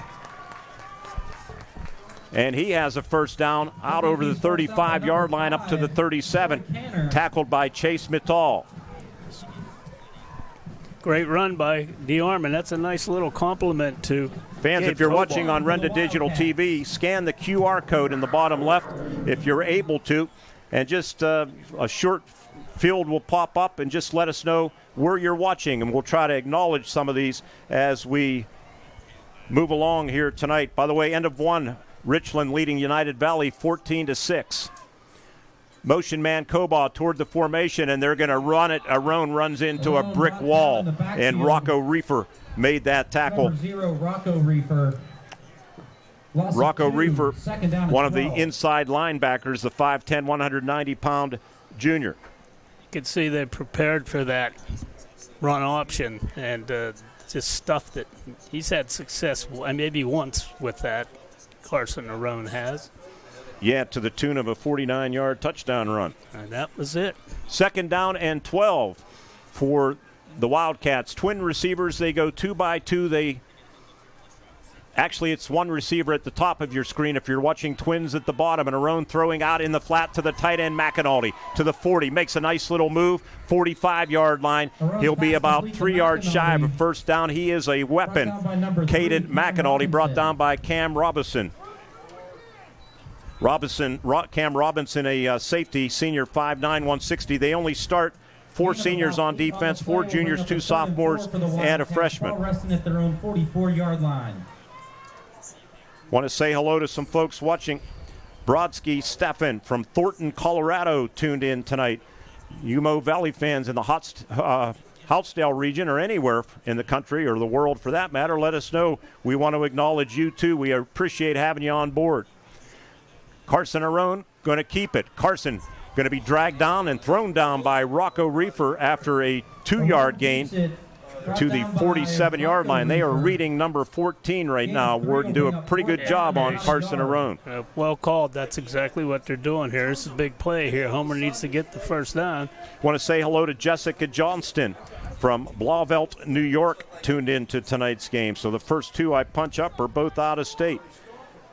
Jason Voorhees from Crystal Lake, New Jersey, checking in. Just it asks for your name for fans, and if you have a short message, could be good luck Black Knights, good luck Wildcats, whatever you want to tell us. Evelyn Brady and Declan Creek from Homer City viewing tonight's game.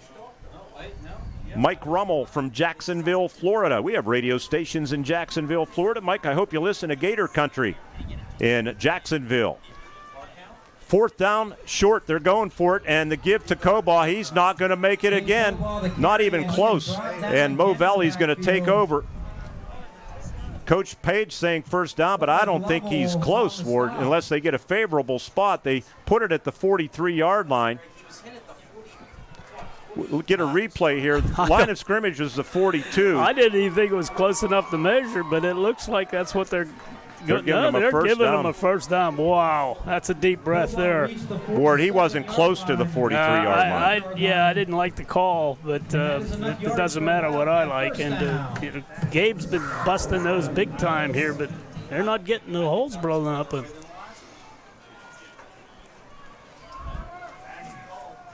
I got to believe Riley's got to have some room over there. Triangle I again.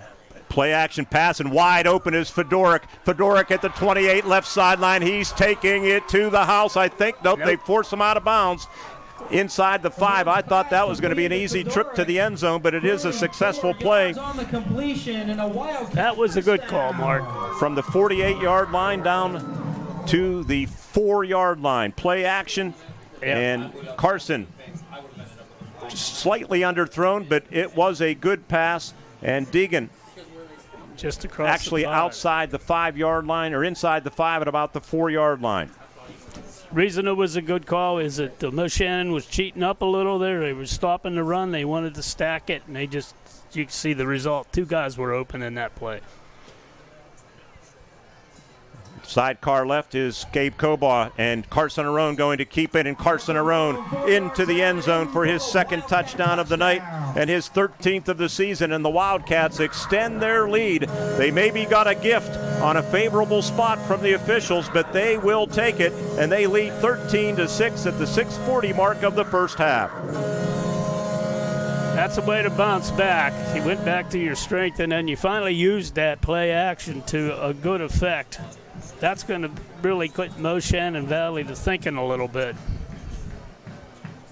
Brady Frazier to attempt his second extra point out of the hold of Carson Arone. Snap is put down, and the kick is up, and the kick is good. So the Wildcats lead 14-6 on Carson Arone's second touchdown of the night. Our second quarter being presented by Robindale Energy as we go to break right here on the IRMC Renda Media Football Network. Bad hair day? Bad day at the office? Bad day behind the wheel? Hey, stuff happens, even to the best of us. At least your car insurance rate doesn't have to take a hit. Get Erie Rate Lock from Erie Insurance. Gives you a great rate that stays put until you change a car, driver, or your address. Plus, seriously good service. Now that's something to smile about. Your local Erie agent is William G. Meckling Insurance Agency. Get a quote at 724-465-4261 or visit mecklinginsurance.com. Erie Rate Lock does not guarantee continued insurance coverage and is not available in all states. The Graceton-Coral Sportsman's Club and Twin Cities Event Hall on Mill Road in Graceton continue to rise to new heights. Membership is soaring, and now's the time to join the best social and sportsman's club in Indiana County. Exciting renovations are underway, including a brand new outdoor stage and handicapped accessible parking at the hall. Enjoy a friendly atmosphere at the club, great food. Don't miss delicious pizzas every Thursday and Friday. The Graceton-Coral Sportsman's Club on Mill Road in Graceton. Let's go Wildcats! Brought to you by Robindale Energy. Brady Frazier has it teed up for the Wildcats. He has a nice breeze at his back. He has 10 touchbacks this season. Let's see if he can take advantage of this gale here tonight, but it's a line drive kick, and now we have a whistle. They blow it dead. The Wildcats, I think, were offside by a couple of yards. Do we have a replay of that, John? We do not. So I think you're right. I thought I saw a guy go early. Out-of-town scoreboard. Bellwood Annis has just scored. They jump out in front of River Valley 13-10. Scoreboard says first quarter. I'm not sure if that game's still in the first or they forgot to change it to the second, but it says first quarter, so we'll go with that. 13-10 Bellwood Annis. Cambria Heights has been tied up by Marion Center at 7-7, and Juniata Valley being tested by Northern Cambria in a 2-7 seed matchup. Wildcats will try it again, this time from the 35-yard line.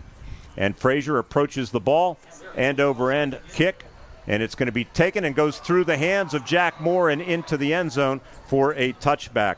That Luther Ford Drive summary for Homer Center, 7 plays, 77 yards. It took 2 minutes and 47 seconds. Ward, baseball, they say, or a game of inches. How about football? Jack Moore, it's touchdown pass deep in the end zone, goes through his hands. Homer Center, 4th and a yard. They get a favorable spot in pretty much everybody, general consensus up here in the booth. They got a big gift there, and then they take advantage of it. So inches. You're right. You're absolutely right, Mark. I didn't think they got the first down. I don't know why they're not doing better on those, because they've been getting good yardage out of their runs, but that wasn't the case there, but they got the credit for it. 1st and 10, Mo Valley. Motion man is Mittal. And the snap, and it's fumbled by Rocco Reefer. He picks it up. He's back at the 10-yard line, and a lot of black jerseys, and he can't escape on this Halloween night. That was scary for Moshannon Valley, and it's going to be a loss back from the 20 to the 13-yard line, a loss of 7. On the stop was Cody Bell. That wasn't Dom Shimko. That wasn't a game of inches there. That was just a muff, and the Wildcats took advantage of it. Let's see if their defense now can rise to the occasion. Their secondary is just getting picked apart. 14, River Valley 10, and in Patton, PA, it is Cambria. Boy, these playoff games are exciting, though. There's some real battles going on. Ball at the 13-yard line after that 7-yard loss. Rocco Reefer, sidecar of their young Q Brady Mahalko, and Mahalko takes the shotgun snap, wants to set up backside pressure, flag coming in, and he's sacked back at the 5-yard line. You would think holding on Moshannon Valley, but we will see. On the sack, it was Caden McAnulty, and that time Mahalko, as we get a look on our big replay monitor, didn't have a chance. He wanted to boot to his left, and one of his own linemen was kind of blocking his path, and the Wildcats end up sacking him. Dom Shimko finished him off. The one thing that these guys even said, and I agree, is that Mahalko is not a great runner yet. I'm sure he'll develop into one, but tonight he is not. Yeah, I don't think that's his forte, but he obviously has a strong arm, the young sophomore. He 1,575 yards this year and 15 touchdowns. He's already thrown in his career 2,404 yards passing and 23 touchdowns in this just his second season. He's on his way to a big career if he can stay healthy, and hopefully he does. Yeah, sure. Shotgun snap inside his own 5-yard line. He's going to throw deep down the sideline, and the pass is caught. Frazier never turned around, and it's going to be a first down. Not good coverage by Homer Center. See if we get a replay. Brady never even knew that he caught the pass. Here's a replay. Brady Mahalko, sideline, and then he ran by Moore, and it was not a good job. It was not an intentional underthrow, but that's what it was, and the receiver picked the ball up. Brady did not. That was a third down, and boy, did that hurt. Good play again by Mo Valley's quarterback. They have got to get to him, get him out of his comfort zone. Third and about 20, I believe. And the give on first down. And with the football, Rocco Reefer being tackled by Gabe Ruffner of the Wildcats. Gain of 3, second down. Yeah, that's on 3rd and 20. Yeah, that's a pass you just can't give up. No, you cannot. So that punched it out to the 33-yard line. That was the other thing from Homer Center's perspective. They'd have been punting out of their own end zone. Yeah, it'd have been a big turn. But again, their secondary is just not doing the job. Second down and 7. Rocco Reefer looked like he bobbled that momentarily, and he's going to be tackled for a loss back near the original line of scrimmage. So Moshannon Valley, they might have Homer Center right where they want him, 3rd down and long. I'm telling you, you can't be comfortable if you're a Wildcat fan, because this is the down that they are. Moshannon is doing well on. Cody Bell in on that tackle. Dan Davis watching the game down in Graceton. Longtime Wildcat supporter. Stephen Ross in Luzerne Mines. Joe and Nini Yakubowski watching the game in Indiana. And now Mahalko in trouble, throws, gets it away to Rocco Reefer, and Reefer has a first down and more. Arone drags him down, but not before he gets to the Wildcat 48-yard line as they overcome another 3rd and long. 3rd and 9 this time. They pick up 18 yards to the Wildcat 48. That was just a cool move on the part of Mahalko. He was about to get whacked and has picked up Reefer in the middle of the field uncovered. And the kid he's carrying his football team. We'll get his stats updated here. Pretty impressive first half for the sophomore quarterback, Brady Mahalko. He hands off to Reefer. Reefer zigzagging his way, and the Wildcats close quickly, and they limit him to about a 2-yard gain from the 48 to the 46-yard line. 3:15 clock running here in the first half. This second quarter being presented by Robindale Energy. Robindale's hiring. If you'd like to become part of the team, check them out online at robindale.com. You know what it does, though, Mark, is he keeps having success throwing the ball. One of these runs is going to break, and that's not good news. Pete Fedoruk watching the game. Ward, first check-in from outside the country from Saskatchewan, Canada. Whoa. Mahalko throwing down the seam to Abernethy. He hauls it in and drops it incomplete. He's saying he had it long enough. He's pleading his case with the official. He's not going to win it. No. And that's one that he's probably going to say should have had it. But Wildcats very fortunate there that the Black Knights aren't in the red zone. Look at this ball on our replay, perfectly thrown. Yeah, these things are just. This kid is very accurate, and it's got to make you nervous. You're a Wildcat fan. You want to keep the ball away from these guys. Take the noon balloon to Saskatoon, or Saskatchewan, if in the case of our viewer there, Mr. Fedor. Play action, pressure coming, throwing. It's intercepted by Bell at the 45 to the 50, 45-40. Kraus is going to push him out of bounds, and the Wildcats force the 9th turnover from Mahelko. That time he made a mistake. He was pressured up the middle, and he threw it right to Cody Bell and the Wildcats with a big pick with 2:34 left here in the first half. Cody Bell loves to ring the bell. He ran there. He's just having a heck of a year with these turnovers, and that was another big play. Good pressure up the middle. Who did that? I didn't see who was coming. We're getting a replay.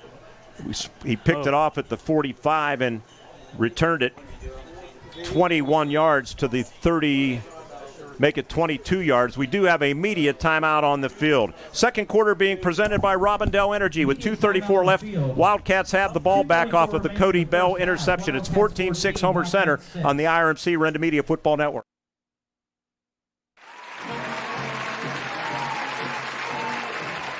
Coy's Pizza, Route 56 in Homer City and at the top of Nolo Hill would like to wish both teams the best of luck in tonight's game and throughout the year. You can get ready for the game with a quick stop at Coy's Pizza for their perfect pizza, topped off with delicious cheese, perfect toppings, strombolis, and your favorite cold beverages. Coy's Pizza, Route 56, Homer City, and at the top of Nolo Hill on Route 422. It's always a great time for Coy's Pizza. Life gives us enough to deal with, like doing your taxes, hosting in-laws. Oh, you're still trying to do the beard thing, huh? And of course, filing an insurance claim.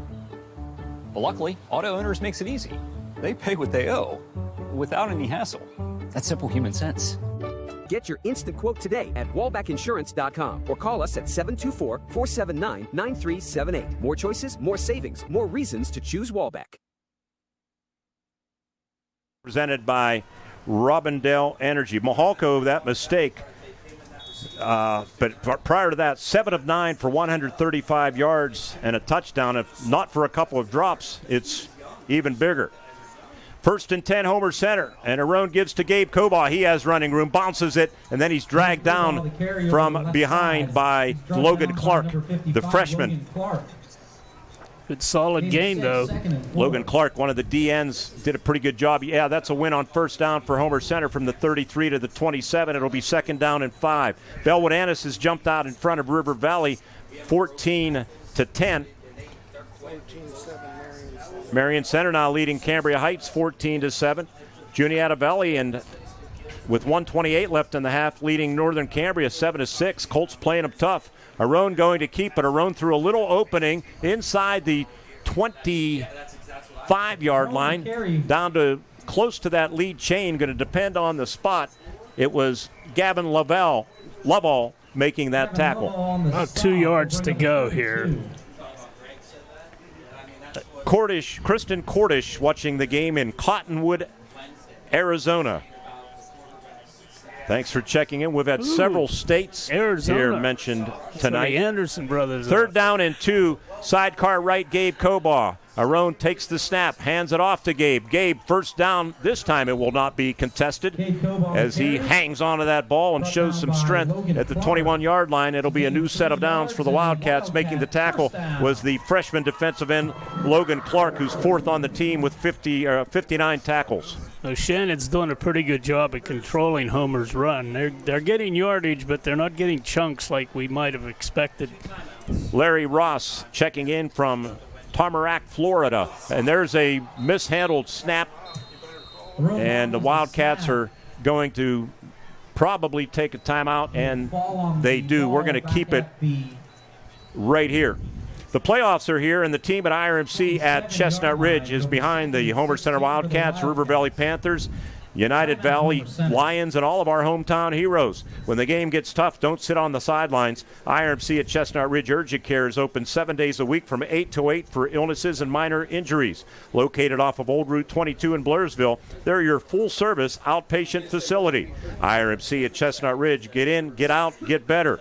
Also, our presenting sponsors tonight, the Homer City Area Athletic Booster Club, founded in 1958, serving as the primary recreational arm of the Homer Center School District. And congratulations to the Young Bears football team. They won the 5th and 6th grade championship, and the flag team and 3rd and 4th grade team did pretty well as well. Also, the Graceton-Coral Sportsman's Club all season long. We couldn't do with what we do without them. Proud supporter of the Wildcats. Their Halloween party going on tonight, starting at 8 o'clock, partying until midnight. Stop by after the game. And tomorrow at the Twin Cities Event Hall, Tommy Andrasic and the PA Express.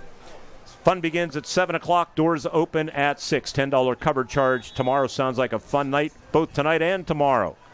So that mishap on the bad snap, it's 2nd down and 16, and Arone boots to his right all kind of time. Going to heave for the end zone, overshoots Riley Coban. A flag going to come in late. And there's another flag, and that's going to be unsportsmanlike. Now, there's a chance, Ward, the unsportsmanlike will count if I'm reading things properly, but there's a chance they could have convened and said, hey, that ball was uncatchable, not interference, because I think unless Riley pushed off, which I didn't see. No, I don't think he did. It was a non-catchable ball. Yeah. Well, here's a replay. We'll get a good look at it here. Thanks to John on the TV side. And the ball, I think the wind got that one. It just sailed out of the end zone. Questionable call to begin with against Moshannon Valley, and then number 9, Aberneath, he says something to the official. Usually, Ward, unless it's happy birthday, you're not going to get away with it. No, I think he was a little, the official could have warned him. He didn't have to flag him. I just don't agree with a lot of that. Well, that's going to really turn this around. We don't know what was said, so in fairness to the official, you can't. I won't defend that. You can't say anything to the officials. They do have a tough job. I will say, if I was the coaching staff, I'd have been all over the officials for that call. The thing of it is, too, Mark, is that it had no effect on the play. That ball was clearly uncatchable, and I know he hit the receiver, but it really wasn't that big a deal, I didn't think. 1st and goal at the 7-yard line. Wildcats will take it, right? If you're a Homer Center fan, and they fake it to Koba. Arone is inside the 5, and he's going to be tackled at about the 4-yard line. Good pursuit by several players, including Alex Reefer, Chase Mittal. And a gain of the 7 down to the 4, and the Wildcats in hurry-up mode here. They have 1 timeout left. We're under 30 seconds. 2nd down and goal at the 4. Gabe Kobaugh to the left of Carson Arone. H-back is Cody Bell, and Arone tries following him, and Arone fighting for the goal line. Did he get in? Nope, they're going to mark him down, and the Wildcats are going to have to take a timeout with 16 seconds left here in the first half.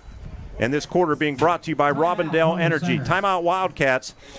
If you're hiring and you'd like to become a part of the Robindale team, you can contact them at 814-446-6700, extension 122, or see how Robindale can assist your business at robindale.com. Big play for the Wildcats when we return on the IRMC Renda Media Football Network.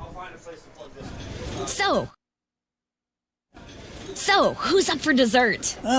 Tempting, but I should check my balance first. Don't worry, I got it. No, all good. Dessert's on me.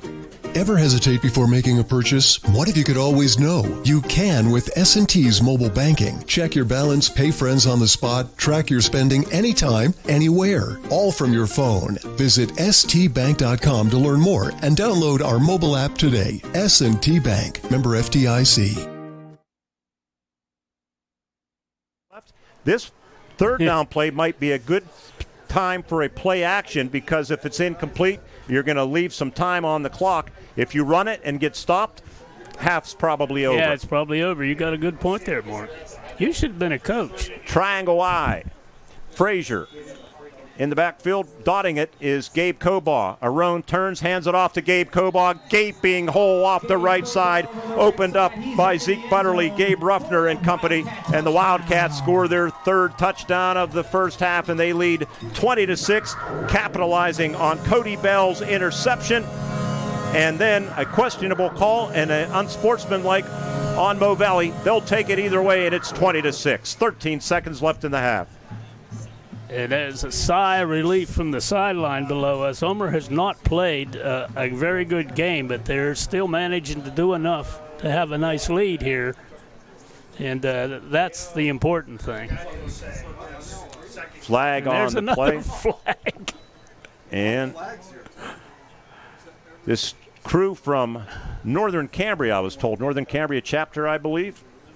Bellwood-Annis, that's going to be illegal procedure on Homer Center. Bellwood-Annis now leading River Valley 21-10. Marion Center, as I mentioned, has jumped out in front of Cambria Heights. That game is at the half.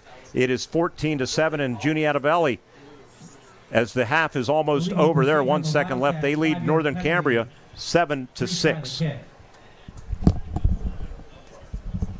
Well, Bellwood is letting them know that that was no easy draw. Drew Fisher, the long snapper. Holder is Carson Arone, so this extra point will be of the 25-yard variety. That won't really affect Brady Frazier at all. For the season, Brady is 28 of 32. Field goal long of 39. And the right-footed soccer-style kicker. Snap is down, kick is up. No problem with the distance, no problem with the accuracy. It's good. 13 seconds left in the first half. This quarter being presented by Robindale Energy. A little bit of Halloween theme music on WCCS Radio as we go to break on the IRMC Renda Media Football Network. It's 21-6 Homer Center.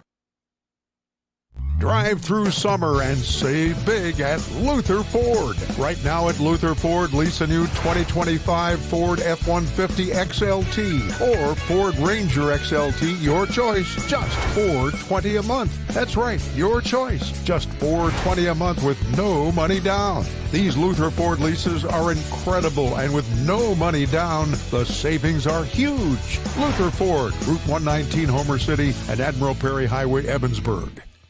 When the season demands more, you come prepared. With more warmth where it matters. More control when it counts.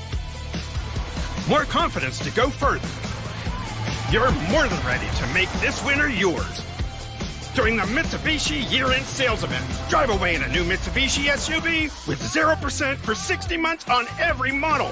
Visit 5starmitsubishi.com to shop online and learn more about America's best backed vehicles.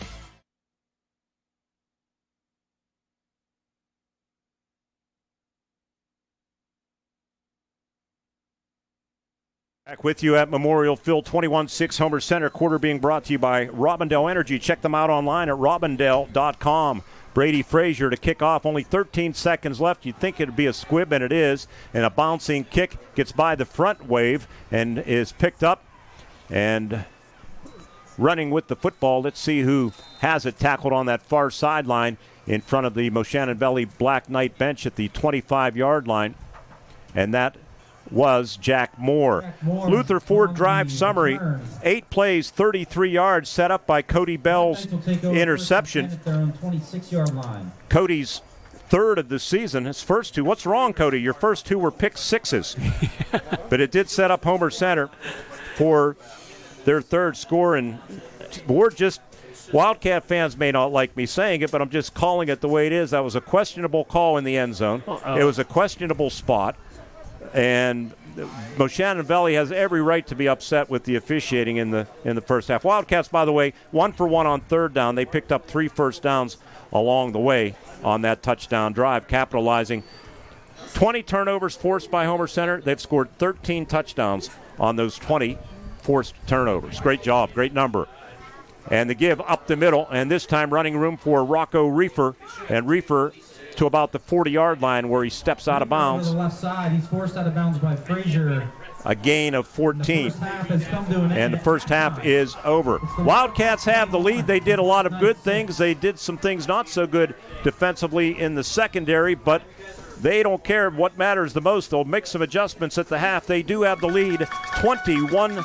22-6. Carson Arone, 2 touchdowns. Gabe Cobaugh, the third, to give Homer Center the 15-point advantage at the break. We're going to come back with radio replays. We'll take a look at the stats. How you like that music on the radio side? That's scaring me. Scaring you? I saw that movie, too. Take your mask off, by the way. It's easier to do the game without your mask on this Halloween night. Moshannon Valley Band unable to be here tonight, so the Wildcats will have the halftime show at Memorial Field, and they have their Halloween costumes on, so that is pretty cool. We'll try to get a look at that when we return. Our cameraman up in the booth above us, Ted Maseko, will capture some of the Wildcat Marching Band when we return on the IRMC Renda Media Football Network. IRMC's Mountains Behavioral Health offers comprehensive mental health treatment with separate wings for adolescents, adults, and seniors. From anxiety to depression to schizophrenia and many other conditions, including dementia, Mountains Behavioral Health tailors its services to the medical, emotional, and social needs of its patients. Mountains Behavioral Health, exceptional personalized mental health treatment to help you feel better and thrive. Close to home on the IRMC main campus. The Graceton-Coral Sportsman's Club and Twin Cities Event Hall on Mill Road in Graceton continue to rise to new heights. Membership is soaring, and now's the time to join the best social and sportsman's club in Indiana County. Exciting renovations are underway, including a brand new outdoor stage and handicapped accessible parking at the hall. Enjoy a friendly atmosphere at the club, great food. Don't miss delicious pizzas every Thursday and Friday. The Graceton-Coral Sportsman's Club on Mill Road in Graceton. Let's go Wildcat! Man's Best Friend's been your trusted pet care partner for over 27 years. For grooming to boarding, every pet's like family. Give your furry companion the best grooming services with natural organic products so they look and feel their best. Need a safe and comfortable place for your pet while you're away? Ask about their top-notch boarding facilities. Man's Best Friend's on Old 119 in Homer City. On Facebook, too. Call 724-479-0644 to book your appointment today. Man's Best Friend, where your pet is treated like family. Becoming a champion isn't defined by a single moment. It's a journey shaped by years of dedication on and off the court. Milk stands out as a nutrient-rich powerhouse loaded with protein, calcium, and essential vitamins, making it crucial for muscle recovery and building strength. Fuel your passion with milk, a natural sports drink. Drink milk, stay strong, and play hard. Cheers to the incredible benefits of milk and sports nutrition. A message from the Allied Milk Producers. Being presented by the Graceton-Coral Sportsman's Club in the Homer City Area Athletic Booster Club. Wildcats leading this football game 21-6 as the Homer Center High School Marching Band performs in Halloween costumes. I love it. Wildcats won the toss and elected to receive. It was a good choice. They returned the kickoff. Cody Bell did to the 47-yard line. They gained 4 yards to the 49-yard line of Moshannon Valley. On the second play of the game, Homer Center got on the board on this play. In a row, read option, going to keep it, and through a hole to the 45, has a first down, heads toward the right sideline, right down the numbers to the 30, to the 20, to the 10-yard line, and he's into the end zone or not. Let's see if they give him a touchdown. And no signal, and they are saying touchdown, Homer Center Wildcats, 49 yards, Carson Arone's 12th of the season, and just like that, they blow the horn here at Memorial Field. It's 6-0 Homer Center. 7 after Brady Frazier's extra point just 52 seconds into the game. But not more than a minute later, a minute 6 actually, the Moshannon Valley Black Knights got a 77-yard kickoff return to the Wildcats' 16-yard line. No gain on first down, plenty on second down. As a matter of fact, they got all 16. Mahalko takes the shotgun snap, throwing for the end zone, and a flag on the play, and the pass is caught for a touchdown deep in the right corner of the end zone, and that might be a personal foul on Homer Center because the quarterback is on his back, and that would be a tough blow if he is hurt badly, although he's trying to get up, Mahalko, but they have at least tentatively pulled within a point. The touchdown is going to be good, and I think it will be a personal foul on Homer Center. It's 7-6 as the Moshannon Valley Black Knights answer right back. Mason Abernethy on the receiving end of that touchdown. Rocco Reaper missed the extra point. So at the 10-14 mark, we had a 7-6 football game. Later in the quarter, Wildcats 4th down and 2. Cobaugh was stopped, and Moshannon Valley took over at the Wildcat 43-yard line as Greg Paige rolled the dice. Didn't work out, and Moshannon Valley ended up driving down the field, but they were stopped on a 4th down and 13. A pass in the end zone, well-thrown ball to Jack Moore, but it went through his arms and fell incomplete, or we could have had a brand-new football game at that point. Actually, they would have taken the lead, the Black Knights. So Homer Center takes over at the 23-yard line. They punch it out. They have a 4th down and 1 at the 47-yard line. And it was a gift from the officials because the replay clearly showed Gabe Cobaugh stopped, but they gave him the forward progress to the 48-yard line, and the drive continued. Then a play action, beautifully designed play, 43-yard pass to Deegan Fedoric, took the football to the Mo Valley 4-yard line. 1st and goal at the 4. Quarterback Carson Arone called his own number. Sidecar left is Gabe Cobaugh, and Carson Arone going to keep it, and Carson Arone into the end zone for his 2nd touchdown of the night and his 13th of the season, and the Wildcats extend their lead.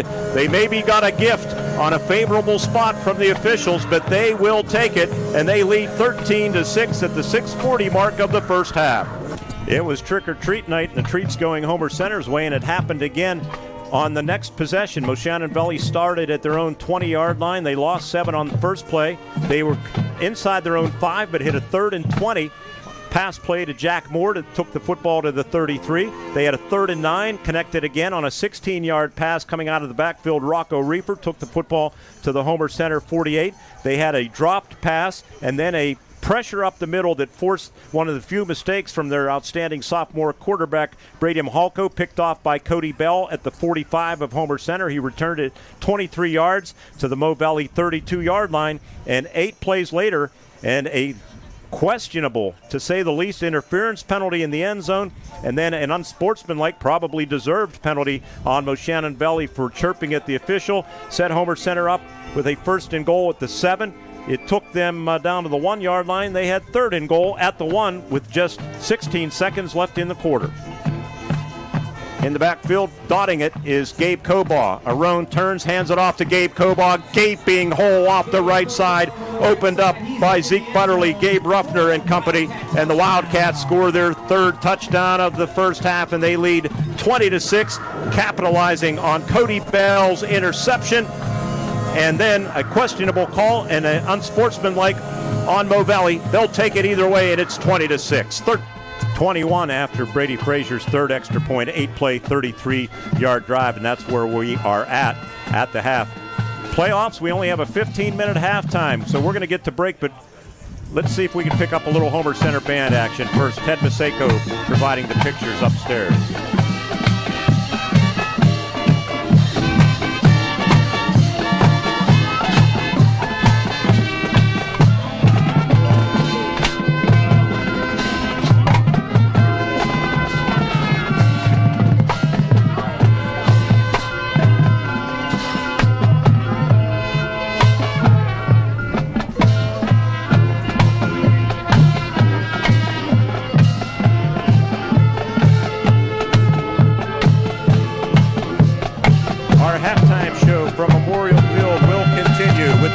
Homer Center 21 and the Moshannon Valley Black Knights 6. Ward will check the stats when we return on the IRMC Renda Media Football Network. From furniture to flooring, mattresses to accessories, you'll save big at Dowd's. Dowd's showrooms are filled with furnishings from America's finest manufacturers. You can save thousands on Dowd's floor samples and receive incredible savings on custom orders. Whether you're looking to furnish one room or your entire home, right now it's all on sale at Dowd's. Drive a little, save a lot. Dowd's of Plumville and Greensburg. Doesn't your home deserve Dowd's? Drive Drive through summer and save big at Luther Ford. Right now at Luther Ford, lease a new 2025 Ford F-150 XLT or Ford Ranger XLT, your choice, just $420 a month. That's right, your choice, just $420 a month with no money down. These Luther Ford leases are incredible, and with no money down, the savings are huge. Luther Ford, Route 119, Homer City, and Admiral Perry Highway, Evansburg. If you're out for business or vacation, your pet's world is turned upside down. Minimize the stress to them by keeping them in their routine with your personal pet sitter. From visits to dog walking, from bathing, medicine administration to overnight stays, your pet is in good hands. They can even stay the night if you need them to. Bonded, insured, and Red Cross trained. When you can't be there, your personal pet sitter is there for you.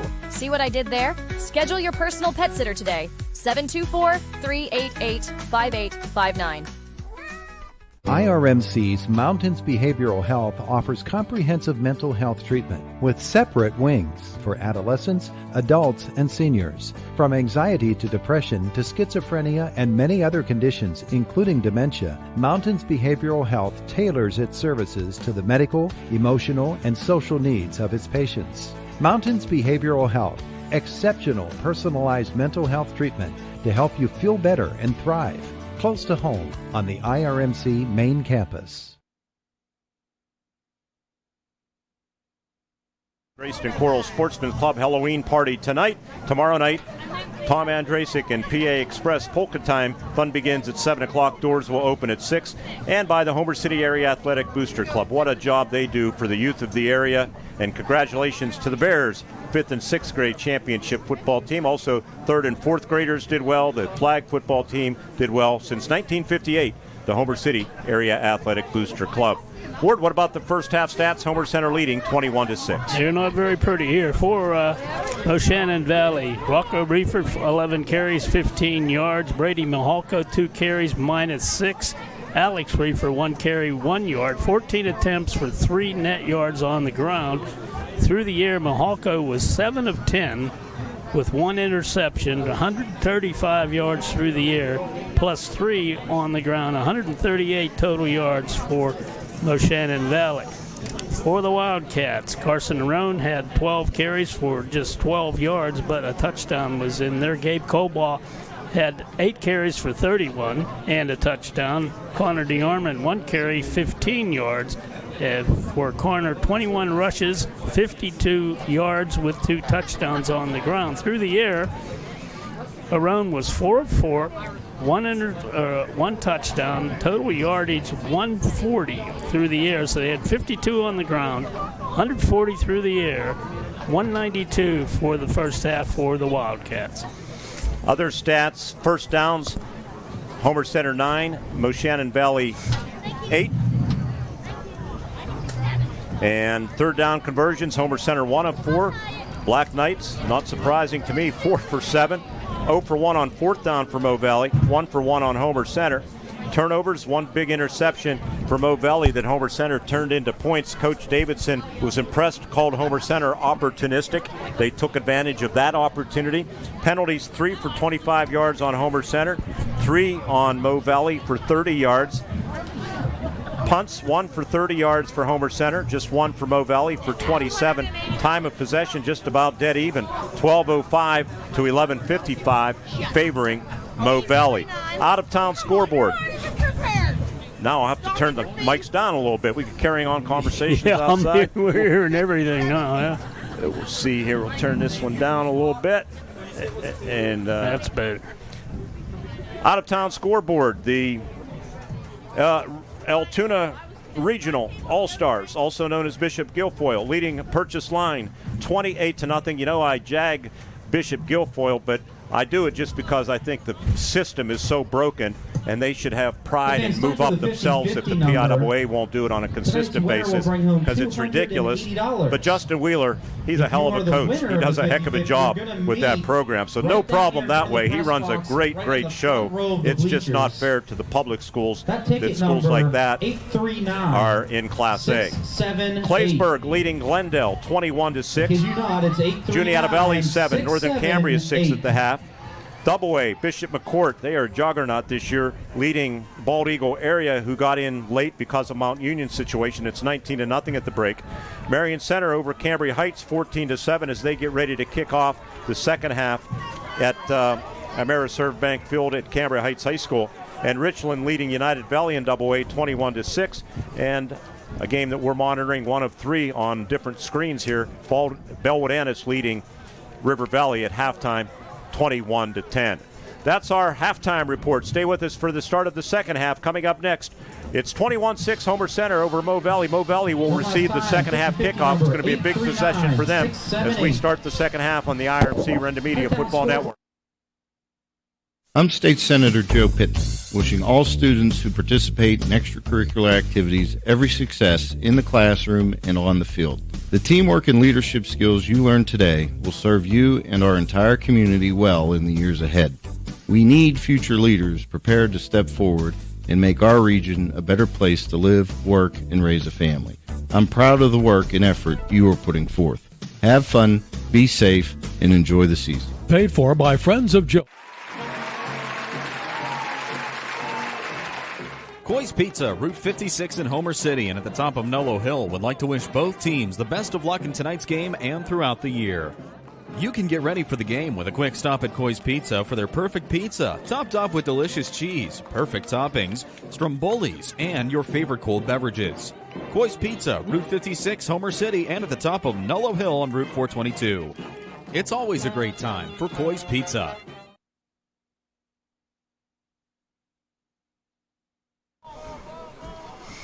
Wildcats will be kicking off to Moshannon Valley. Don't forget the QR code, bottom left-hand corner of your screen. Let us know where you're watching tonight's game, and we'll try to acknowledge you. From Arizona, somebody says refs are cheating. I feel bad for the Moshannon Valley football team. The announcers can even see the calls against them. I don't know who those announcers would be.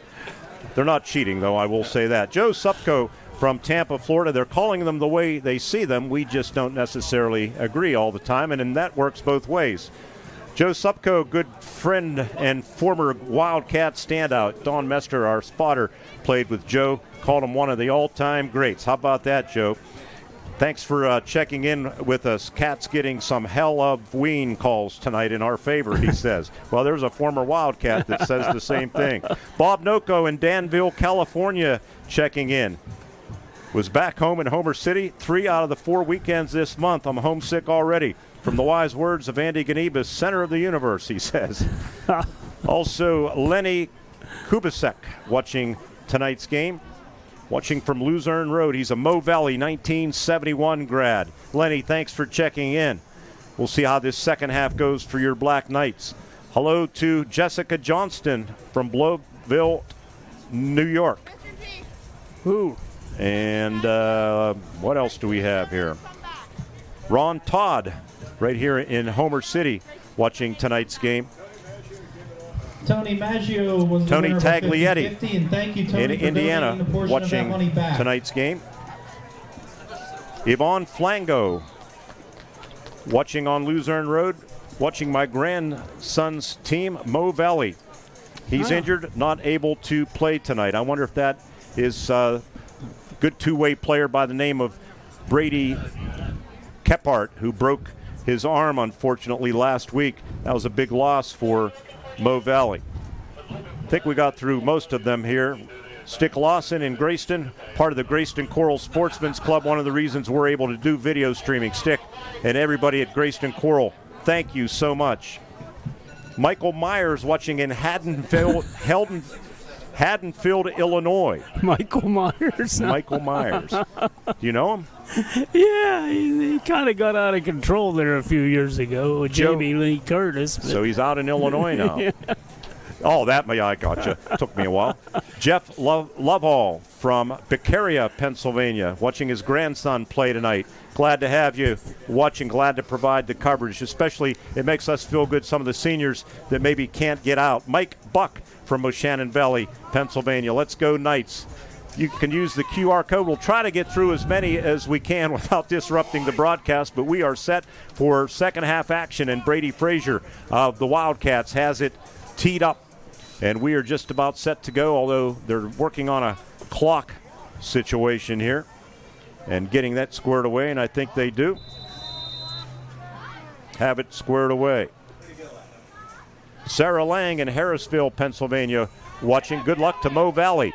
They flip it on the return and into the hands of Abernethy. Abernethy toward the right sideline as a flag flies behind him, and he's pushed out of bounds. And now, usually when there's a flag behind you, it's not a good sign for the return team. No, and I don't think this one is either. Interesting, the up man got the ball, turned around, pitched it back. He lost 5 yards on that exchange. Corey Conti. Corey, good to hear from you. Old baseball player of mine back in the day, graduated in 08. He watches every week. Holding on Moshannon Valley. Michael and Jacob Hubler down in Blacklick rooting for the Wildcats tonight. Andrew Gadosh in Myrtle Beach, South Carolina. What's interesting, Ward, at least half of the people are out of state. Yeah, which is really encouraging for us. That's what's nice about what we do here. It's people can tune in and see the game. That's terrific. Brandon McAnulty watching in Northern Cambria. Go Caden. And the give.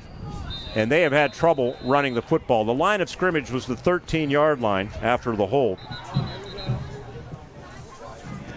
And there's another flag. It's number 0, Rocco Reefer on the carry, brought down by Colin Dunn. Colin Dunn on the tackle for the Homer Center Wildcats.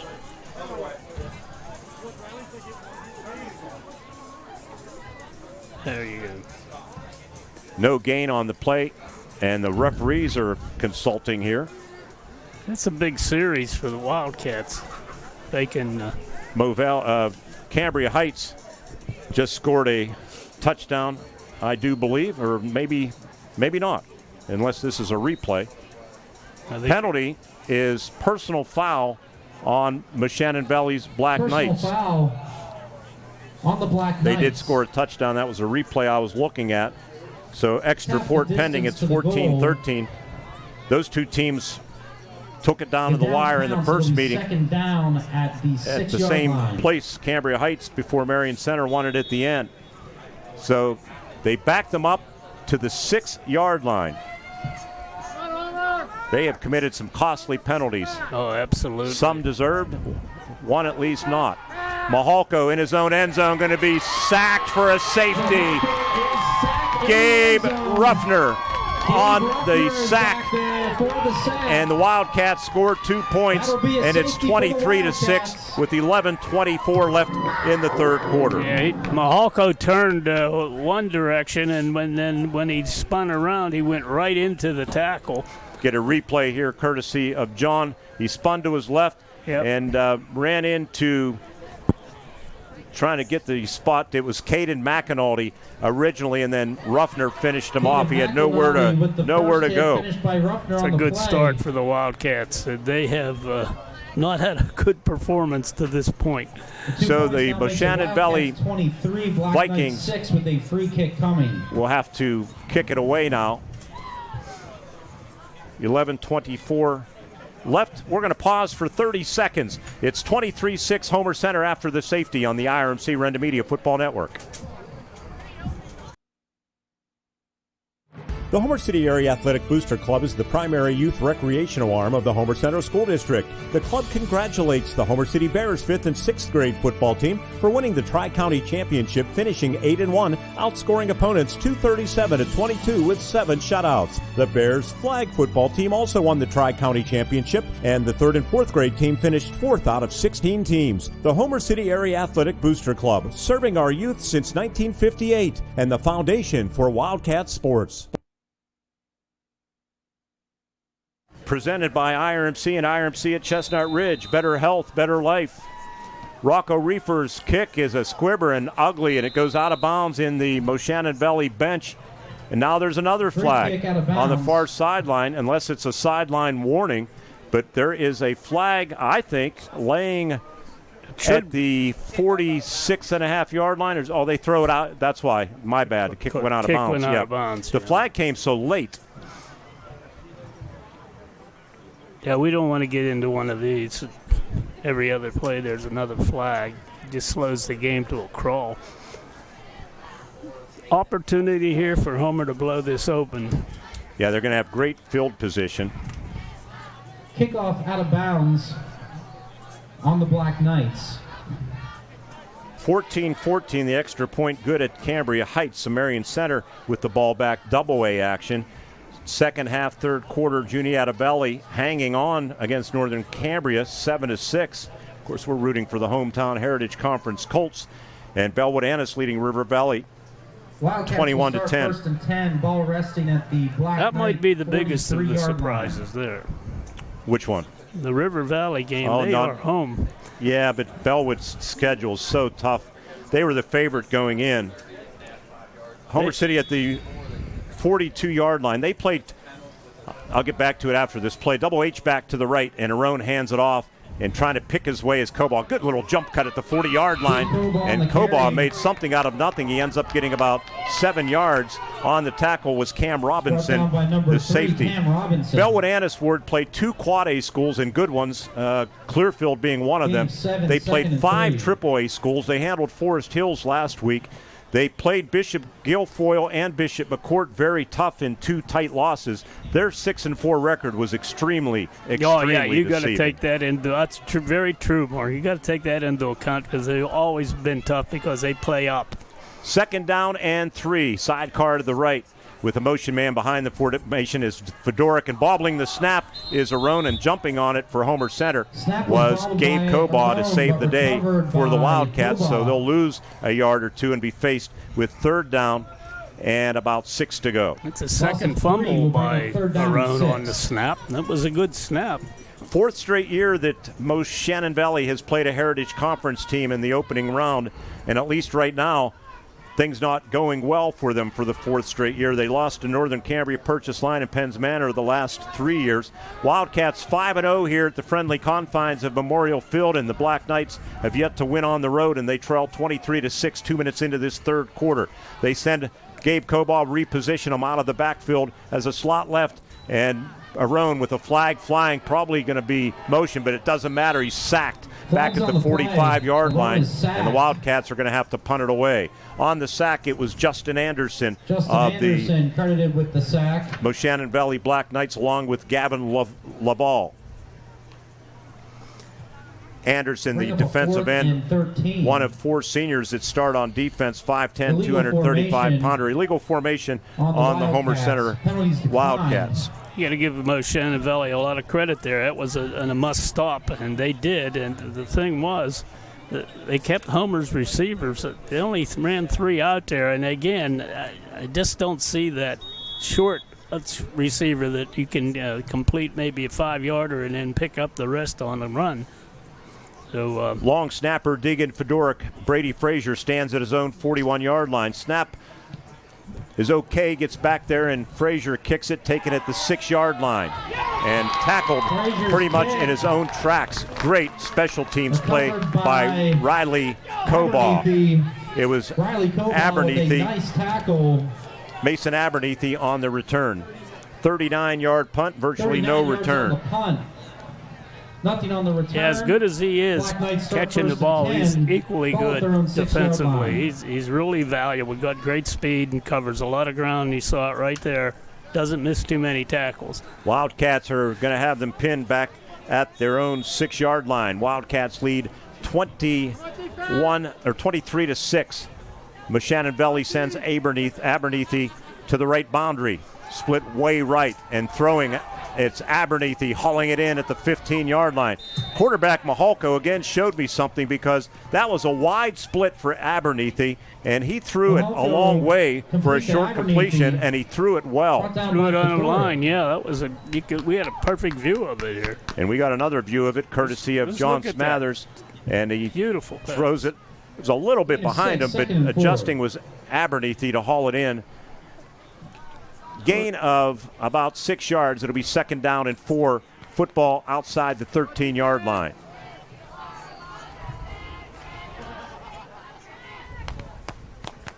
Sidecar left is Rocco Reefer. Mahalko to pass again, throwing this one low, but hauled in, I think. Homer Center's coaching saying he short hopped it, but it was a good catch out at the 22-yard line. Abernethy downed himself came into the game with 22 receptions, 467 yards, 21.2. Interestingly, though, those receptions, he doesn't have a touchdown this season. Yeah, he's a good receiver. He's shown it. And then Homer's corners are just having fits with these receivers. They're doing a nice job of getting open, taking them down, coming back, and catching the ball. And I will amend that because he caught the first touchdown pass tonight, so he does now have one. Good numbers, though, for Abernethy, Chase Mittal, and Jack Moore. Shotgun snap, Mahalko going to throw deep, a streak pattern, turning around and intercepted by Digan Fedoruk at the 50-yard line, dragged down from behind by Abernethy, and the Wildcats have their second turnover of the night. That time Fedoruk did turn around in time. That's all you got to do if you can read the receiver. He turns and looks for the ball. You best do that too. Here it is on a replay monitor, right about at midfield. And Abernethy, good hustle to trip him up at the 37-yard line, a 13-yard return. Second turnover forced by Homer Center. They're now a plus 16 this season. What really hurts Moshannon is they're just unable to run the ball. So Homer really knows what's coming, and they're trying to cover as best they can. But I'll give Moshannon Valley credit. Their passing game is excellent. Homer Center at the Moshannon Valley 37. And Arone wants to keep it. And Arone inside the 35, down to about the 33, tackled by Gavin Laval. Gain of 5, second down and 5. Good solid pickup on that. They've done a pretty good job of controlling that stuff. They gave out that big run early, but ever since, it's been, you take 5 yards and that's what you get, but we'll take it. Second down and 5 for Homer Center football at the 32-yard line. Gavin Lovell, their leading tackler, as I mentioned, in the first half with 150 of them. And Arone wants to keep it again. And Arone going to be dropped right near the line of scrimmage, might even lose a yard. Good defense by the Black Knights. And getting up off the turf is Lovell. And no gain. It'll be third down and 5, approaching the 7-minute mark of this third quarter. Homer Center leading 23-6. 2 touchdowns from Carson Arone, 1 from Gabe Cobaugh, and a safety here in the third quarter. Moshannon Valley scoring on a 16-yard touchdown pass from Mahalko to Abernethy. They send Drew Fisher, a receiver, to the right boundary near the Black Knights bench. They go trips to the left with Digan Fedoruk, Caden McAnulty, and Riley Cobaugh. His brother Gabe in the backfield. They throw out in the flat to Riley. Takes it at the 34, makes a nice quick cut, reverses it, still on his feet. Outstanding effort by Riley Cobaugh, and finally pushing him out of bounds was Evan Kraus. Outstanding effort. That's what happens when you get athleticism out in space. They can do some things on their own. And he's got that great speed, too, and he used that to his advantage. That should have gone for no yards. And you can see on the replay, 1, 2, there's 3, 4. They finally had 4 shots. They finally got him down. But that's good. And that's Riley. He's hungry for the ball. He hasn't had a pass thrown to him for a while.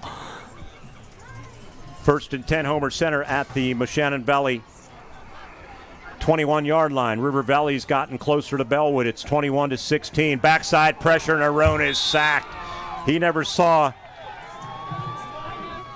Troy Canner coming. Canner into the game. Yeah, he was outside linebacker, senior 6'3", 170, and he makes his presence felt. And it's first down. He did well. It's going to be second down, I should say, in about 17 to go. He did well to hang on to that ball. Yeah, he got popped, and Canner was untouched coming in, so he had a good head of steam. You're right. Lucky not to fumble that. Here's that triangle eye. They go tight end right, Caden McAnulty. Tight end left, Digan Fedoruk. Tight formation, dotting the I is Gabe Cobaugh, who gets the handoff. And Gabe going to be sandwiched and bent back. And down he goes on the tackle. It was Justin Anderson and Alex Reefer with the sandwich tackle. Short gain. Short gain on the play. Third down football marked down at the 27-yard line. He scouted that play. That was working real well during the course of the season. Bishop Guilfoyle, also known as the 5 County All-Stars, leading purchase line. It's in the Mercy rule. What's 35-0. The winner of this game goes to Mansion Park to face Bishop Guilfoyle. Around to pass, going to throw deep. Riley Kobaugh can't adjust on it, and it's incomplete. They weren't on the same page there. They were in the same book, but not on the same page. Riley was looking back there, and I was going to be here. The Black Knight 26-yard line. 4th down and 15, probably. Well, it's within Brady Frazier's range. He kicked a 46-yarder, which was a school record. If they went field goal with the wind at his back, it would be about a 43, 44-yarder. But they're going to go for it on 4th down and long. Wildcats, that was his first incomplete pass, Jerry pointing out.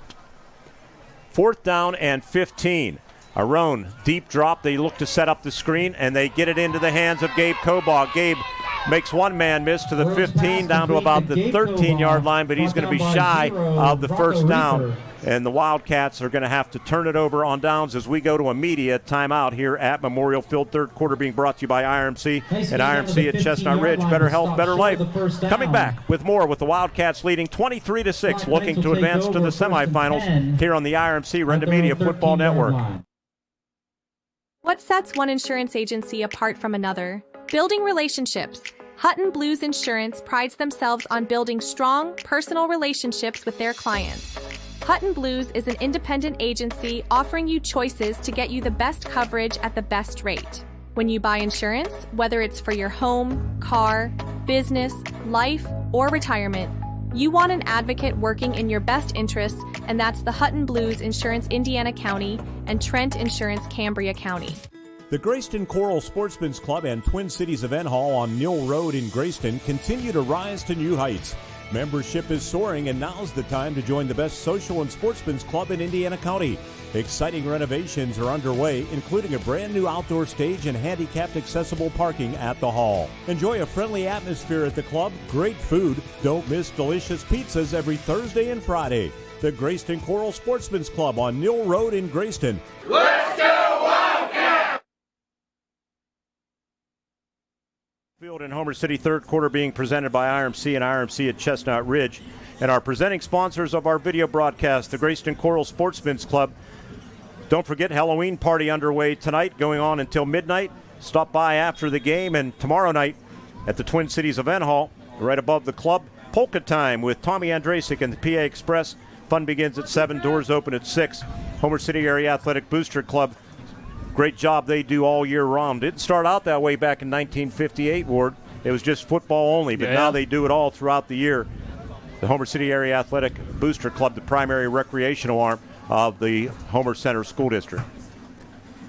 Completely renovated the ball fields, and the Junior Legion goes without saying.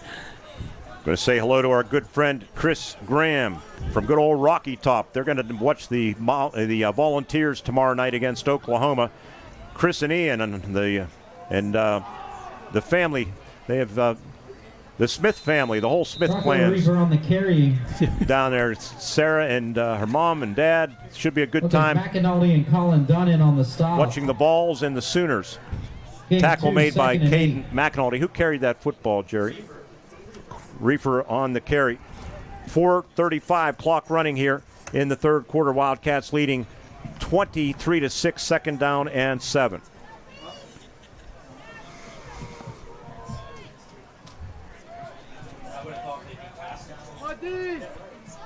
Receivers trips to the left as they operate toward the south end zone at Memorial Field, and Mahalko going to boot to his left. And he's going to turn, throw downfield, and it's deflected in. It's into the hand of Fedorik, his second interception of the night. Fedorik to the 35, and he goes down at the 32-yard line.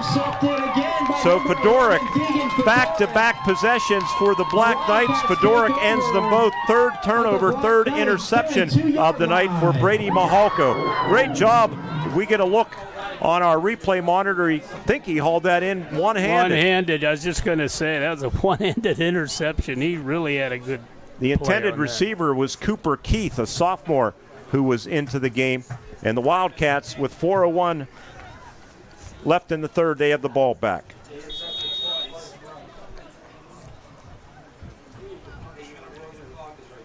get a run clock maybe here.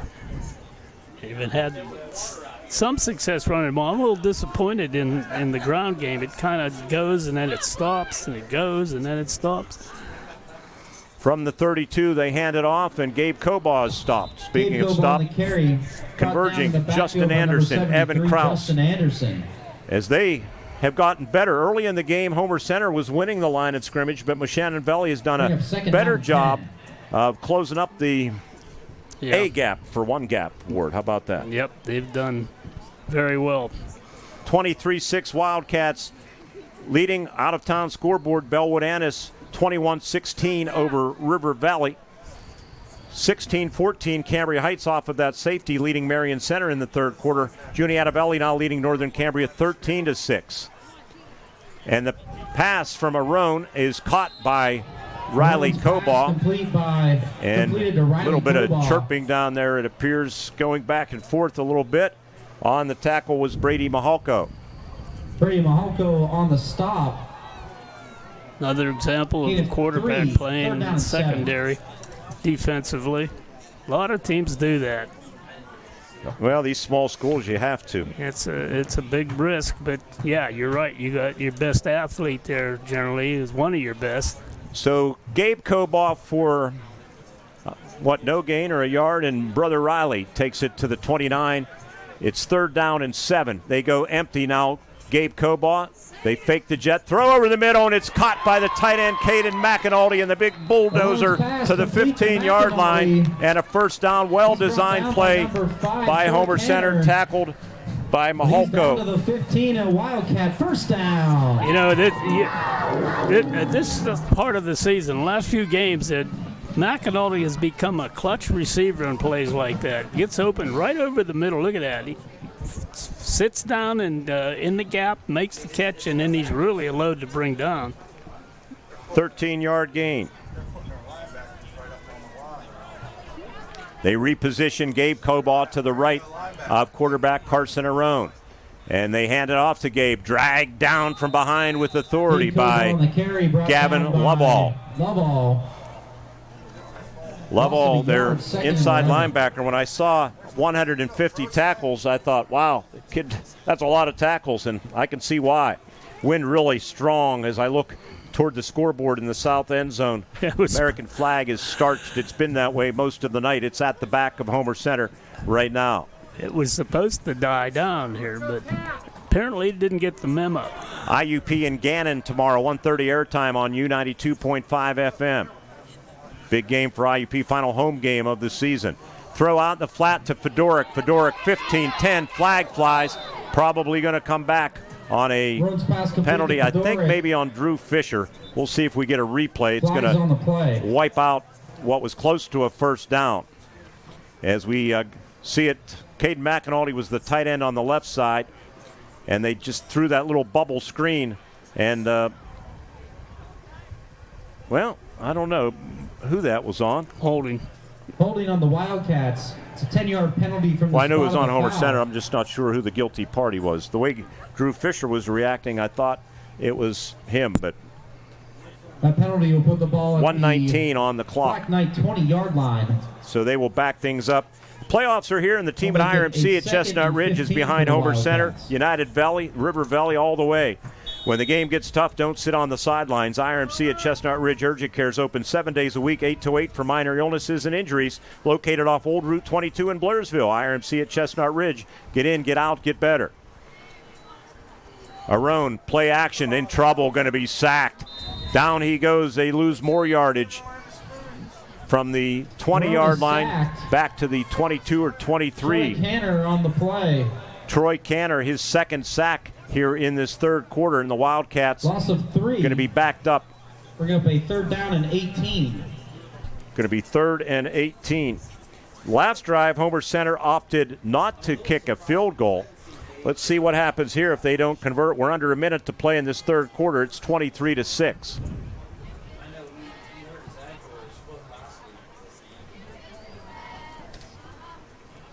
Wildcats using every bit of clock that they can, and they're going to take a timeout. Not sure why they did that, but that's what they did. With 31.6 seconds left in the third quarter, Wildcats waste a timeout. They lead 23-6 on the IRMC Renda Media Football Network. Spectacular savings are here at 5-star Mitsubishi Altoona. This October, we're pulling up scary good deals that will make your wallet with joy. Save up to 10 grand on your new Mitsubishi and available 0% APR for up to 60 months on all Mitsubishi models. Don't ghost these savings. Get in today to the Mitsubishi Giant before these deals disappear. IRMC's Mountains Behavioral Health offers comprehensive mental health treatment with separate wings for adolescents, adults, and seniors. From anxiety to depression to schizophrenia and many other conditions, including dementia, Mountains Behavioral Health tailors its services to the medical, emotional, and social needs of its patients. Mountains Behavioral Health, exceptional personalized mental health treatment to help you feel better and thrive.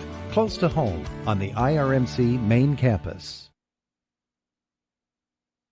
IRMC and IRMC at Chestnut Ridge. Better health, better life with the help of IRMC. Wildcats 3rd down and 18. Football at the 23-yard line. Sidecar to the left is Gabe Cobaugh. Twin receivers to the right. Riley Cobaugh and Drew Fisher. Deegan Fedoruk to the left boundary. Arone is pressured up the middle. Alex Reefer has him and finishing him off. In comes big number 77, Ryland Krause. The nose tackle, 5'9", 300-pounder, and Carson felt every bit of that. Yeah, that was a blitz right up the middle. You can watch it on the replay. Look at that, untouched. Football back at the 32-yard line. Field goal now would be a 49-yarder, so that's pretty long. They took themselves out of field goal range as the third quarter comes to a close. Wildcats with the only 2 points of the quarter on a safety. It's 23-6 Homer Center as we head to the fourth, right here on the IRMC Renda Media Football Network. Life gives us enough to deal with, like doing your taxes, hosting in-laws. Oh, you're still trying to do the beard thing, huh?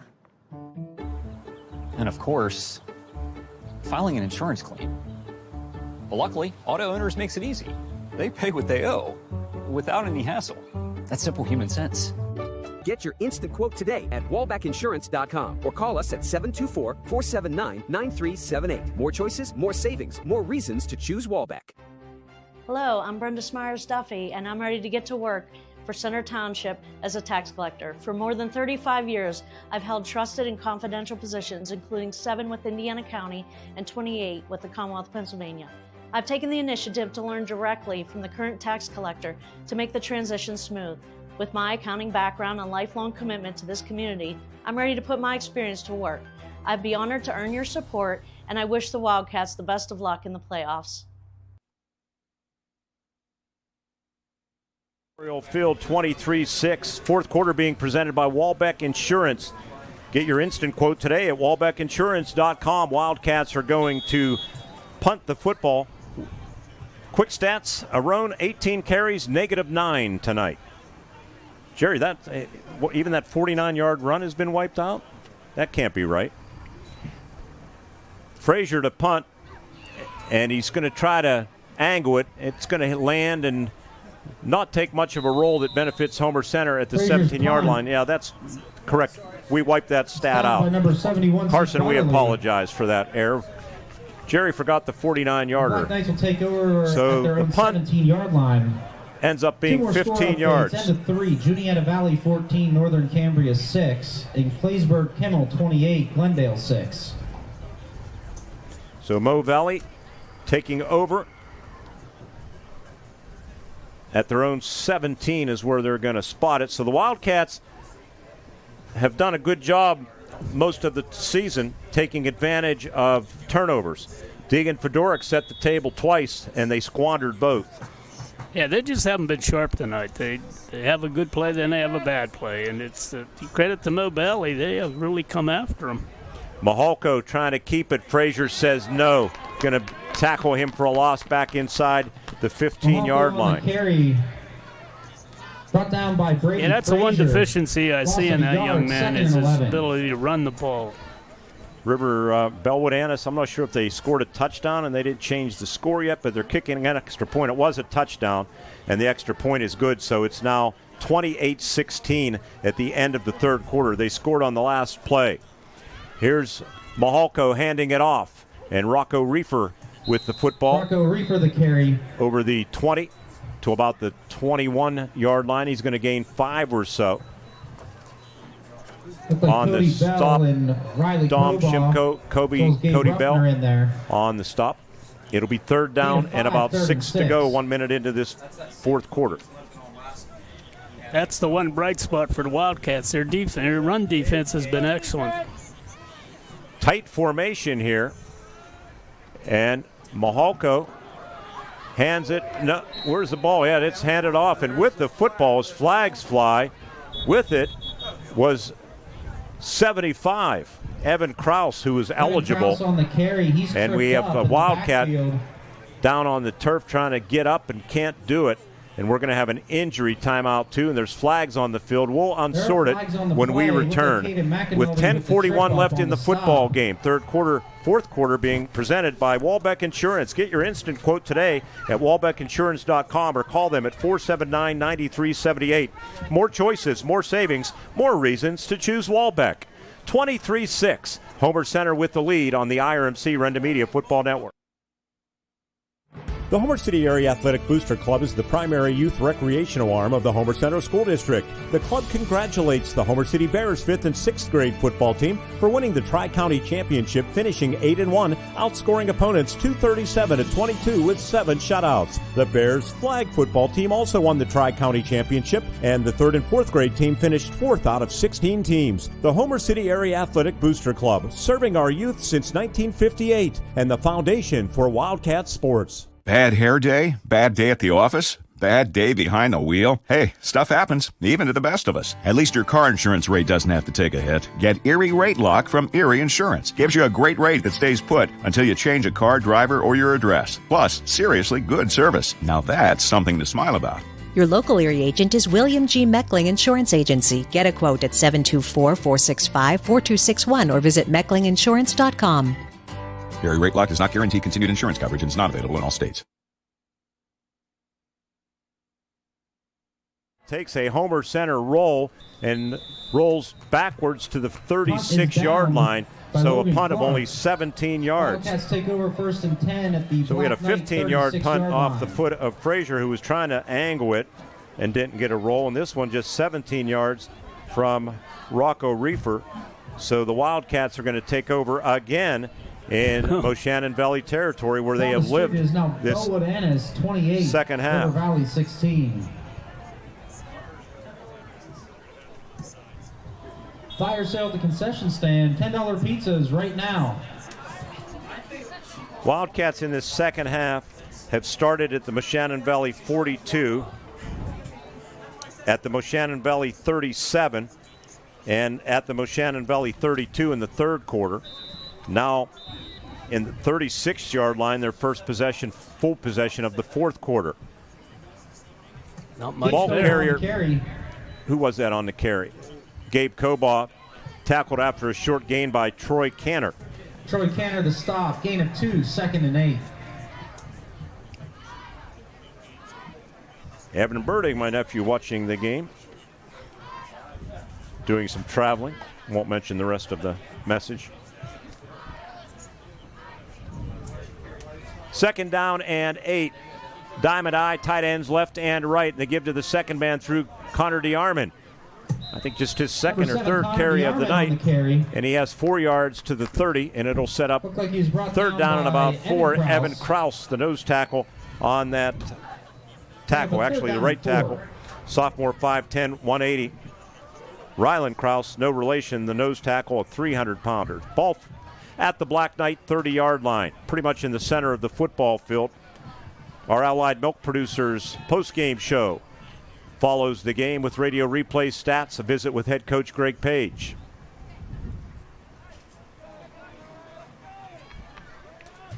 Same formation. They go tight end.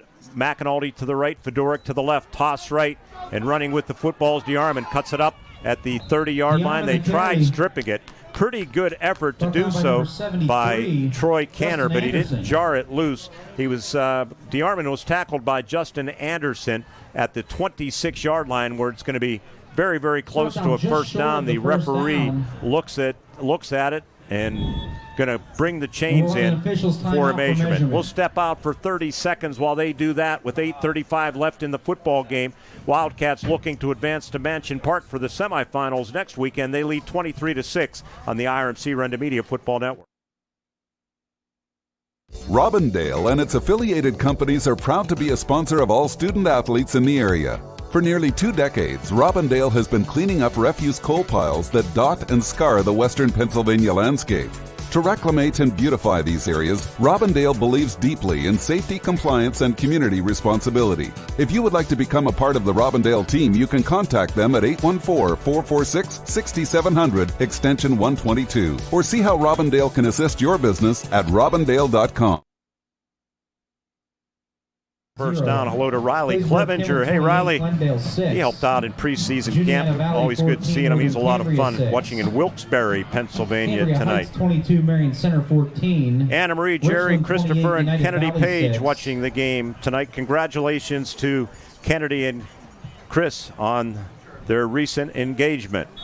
Make sure you do everything first class. Buy everything expensive. That'll run up the tab on Dad, keep him coaching here for another 10 or 15 years. Triangle I formation for Homer Center. 8:20. Got that 5th and 6th grade team coming up. Word from the Bears. He wouldn't want to leave before that for sure, yeah, at a minimum. I'm sure he's considering that. Give to Connor DeArmond. Connor looked like that was going to open up for bigger yardage, but good first down chunk of 5. Brought down by Evan Krause. But gain of 5. It'll be 2nd and 5, 4 minutes into this fourth quarter, 8 minutes remaining, probably in the season for the Black Knights. They're going to lose for the 4th straight year to a Heritage Conference team in the opening round of the playoffs. They get a good solid first down pickup, but they're just unable to sustain that on the ground. George Nazzati watching the game in Batavia, Ohio. Hey, George, thank you so much.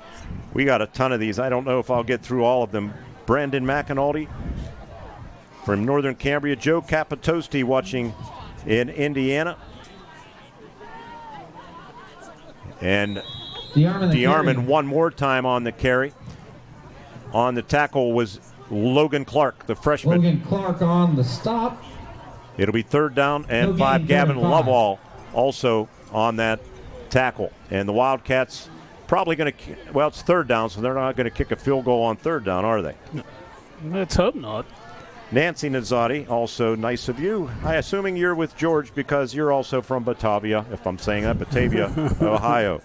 Lori and Molly Mae McCracken in West Decatur watching the game. Nazzati's had a son named Luke who was a heck of a linebacker here.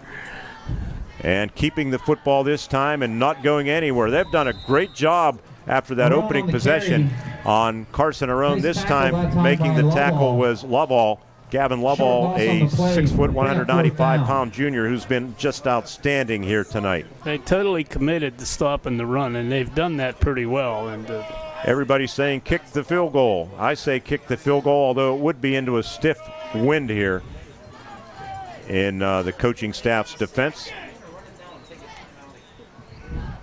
Need to get the play call in, whatever they're going to do, because there's 10 seconds left on the play clock.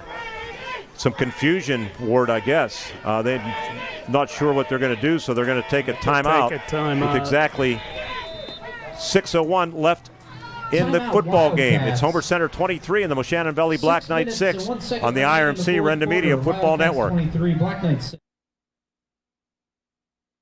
The Graceton-Coral Sportsman's Club and Twin Cities Event Hall on Mill Road in Graceton continue to rise to new heights. Membership is soaring, and now's the time to join the best social and sportsman's club in Indiana County. Exciting renovations are underway, including a brand new outdoor stage and handicapped accessible parking at the hall. Enjoy a friendly atmosphere at the club, great food. Don't miss delicious pizzas every Thursday and Friday. The Graceton-Coral Sportsman's Club on Mill Road in Graceton. Let's go Wildcats! Homer City American Legion Post 493, a longtime backer of Homer Center Athletics, is pleased to be a part of today's broadcast and wishes the best of luck to the Homer Center Wildcats this season. Homer City American Legion Post 493 has served Homer City and our veterans for more than half a century. They are a staple of the community and believe in giving back. So have fun today, teams. Represent your communities well. From your friends at the Homer City American Legion, Post 493. I don't blame them here. A block field goal return for a touchdown. All of a sudden it could get interesting. It is a 3-possession game as it stands, leading by 17. So it's 4th down and 6. They're going to go for it. And Arone looks out in the flat, and it's misfired, intended for Drew Fisher. And the Wildcats are going to turn it over on downs. They have not been crisp here at times. Fisher. Not at all. They've had some really brilliant plays, and then they've had some real. So Carson Arone, Immediate timeout on the field. 49 yards rushing for a touchdown on the first play. He now has 19 carries, 39 yards. That demonstrates the point where at times they've gone backwards. Media timeout with 5:58 left in the game. Let's not complain, Homer Center. It's 23-6, or Mark Bertig and Ward Hilliard. It is 23-6 Wildcats on the RMC Renda Media Football Network. Happy Halloween, everybody. And we play a little bit of Ghostbuster going to break.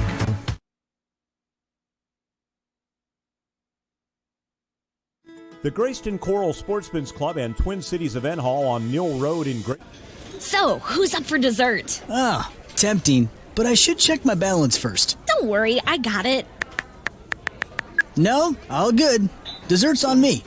Ever hesitate before making a purchase? What if you could always know? You can with S&T's mobile banking. Check your balance, pay friends on the spot, track your spending anytime, anywhere, all from your phone. Visit stbank.com to learn more and download our mobile app today. S&T Bank, member FDIC. Their defense has held up well, and they've forced a couple turnovers. That keeps you in the game, and that's important when you're in a playoff situation. Football at the 22-yard line. I am really impressed, though, with Moshannon Valley's Brady Mihalko and Homer Center's young quarterback, a junior, a good one, too.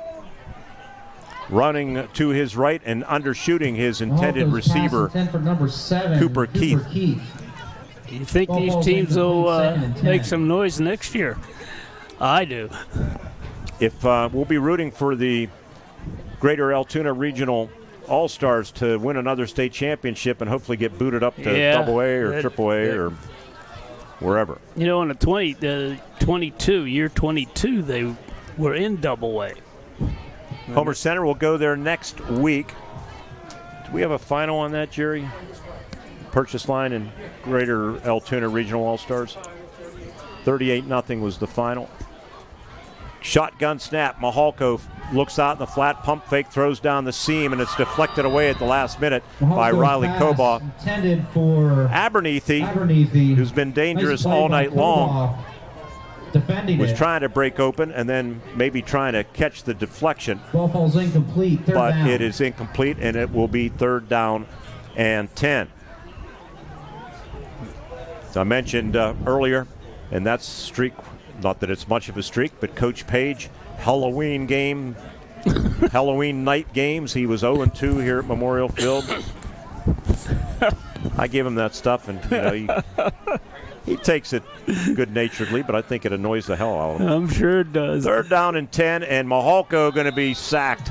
And he's going to go down inside the 20-yard line. Gabe Ruffner, he's had quite a game here tonight, the big guy for Homer Center. He's had a good senior season. 6'3", 244-pounder. Like a lot of guys at this time of the season, wore it a little nicked up. I think in Gabe's case, the ankle has bothered him at times. Looks like they might go for it here. And they're in a situation where they have to, down by 17. They send trips to the left. Jack Moore along with Cooper Keith and Midhall.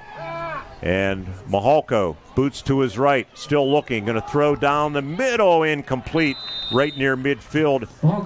It was intended, I think, for Jack Moore, but the Wildcats are going to take over at the 19-yard line. At the Black Knight 19-yard line. The key to stopping Moshannon Valley is putting pressure on Mahalko. If he has time, he will pick you apart, and he was doing that pretty well tonight. 4:57 left in the game. Homer Center will take over at the Moshannon Valley 19-yard line. 35-16 Bellwood Annis for the second year in a row. They're going to beat River Valley pretty handedly. Last year a little bit worse. Jerry, do we have an update on United Valley and Richland? 28-6 at the end of three quarters. Richland, outstanding team. Brandon Bailey does a heck of a job with that program. His dad, Don Bailey, legendary coach. Carson Arone takes the shotgun snap, zigzags his way inside the 15 down to the 13-yard line for about 6. Brought down by number 73, Justin good first down gain. Justin Anderson on the stop for the Homer Center Wildcats. Or for the, you pointed at the Wildcat chart, and I said Wildcat chart for Moshannon Valley. 2nd down and 4. I got to get a window over here next year. 14-11 is Coach Paige's record in District 6 playoffs since he took over the program in 2007. 2 championships bookended Bishop Guilfoyle in 2013 and 2017. In between, they had a 59-game winning streak, and Arone to the 10, down near the 5-yard line. It's going to set up 1st and goal. They had a 59-game winning streak that Homer Center stunned the world, I think. I call it one of the greatest upsets in PIAA history in 2017. And they went on to the state championship game and bowed to Jeanette, but what a job in 2017 as they beat Guilfoyle twice. And Moshannon Valley lost to them in a championship game. Black Knights won their only District 6 championship in 1996, defeating Purchase Line 34-6. They advanced to the Western Finals that year, but lost to Farrell. I-back is Gabe Cobaugh, and Gabe off the left side, 2-3 tough yards. Gabe Cobaugh on the carry. Going to set up 2nd down and goal. They're 1-2 overall, the Black Knights are in District 6 title games. They lost to Ferndale 12-0 in 1995.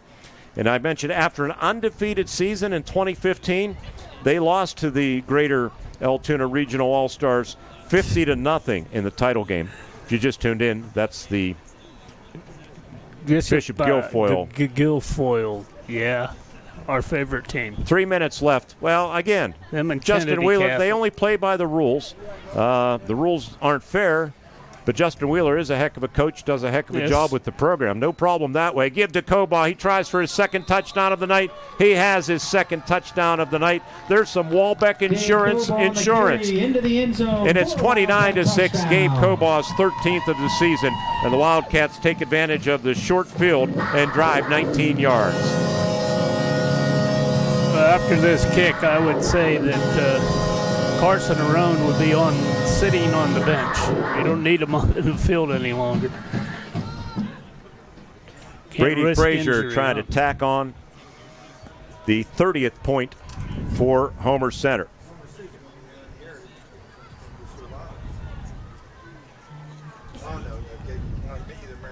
Snap is put down by Carson Arone, and the kick is up, and the kick is good. Teams come upfield, 30-6 Homer Center. They're going to be advancing to the District 6 semifinals. Their home record is going to stay unblemished at 6-0, 13-1 in all-time in D6 home playoff games. 30-6 Homer Center coming back to wrap it up on the IRMC Renda Media Football Network.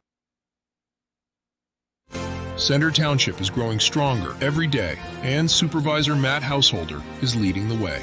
Matt has improved roads and bridges and provided dedicated, proven leadership. Matt Householder is the clear choice. Real results, a brighter future for Center Township. Re-elect Matt Householder, Center Township Supervisor, because progress starts at home. Matt Householder, building Center Township together. I'm Matt Householder, candidate for Center Township Supervisor, and I approve this message. Drive through summer and save big at Luther Ford. Right now at Luther Ford, lease a new 2025 Ford F-150 XLT or Ford Ranger XLT, your choice, just $420 a month. That's right, your choice, just $420 a month with no money down. These Luther Ford leases are incredible, and with no money down, the savings are huge. Luther Ford, Route 119, Homer City, and Admiral Perry Highway, Evansburg. The squibber, and it's picked up and then lateraled 15 yards backwards, and it's Abernethy who takes the lateral to the 20, to the 25. They're going to end up losing yardage as a result, and he's forced out of bounds near the Moshannon Valley bench. That Luther Ford drive summary in the big F-150. 4 plays, 19 yards, took 2 minutes and 12 seconds. Kickoff lateral 2:35 left in the game. Moshannon Valley will take over at their own 27 or 28 yard line. We'll see where they put it down. 27-yard line. What you want to do now if you're the Wildcats is don't have anyone get injured.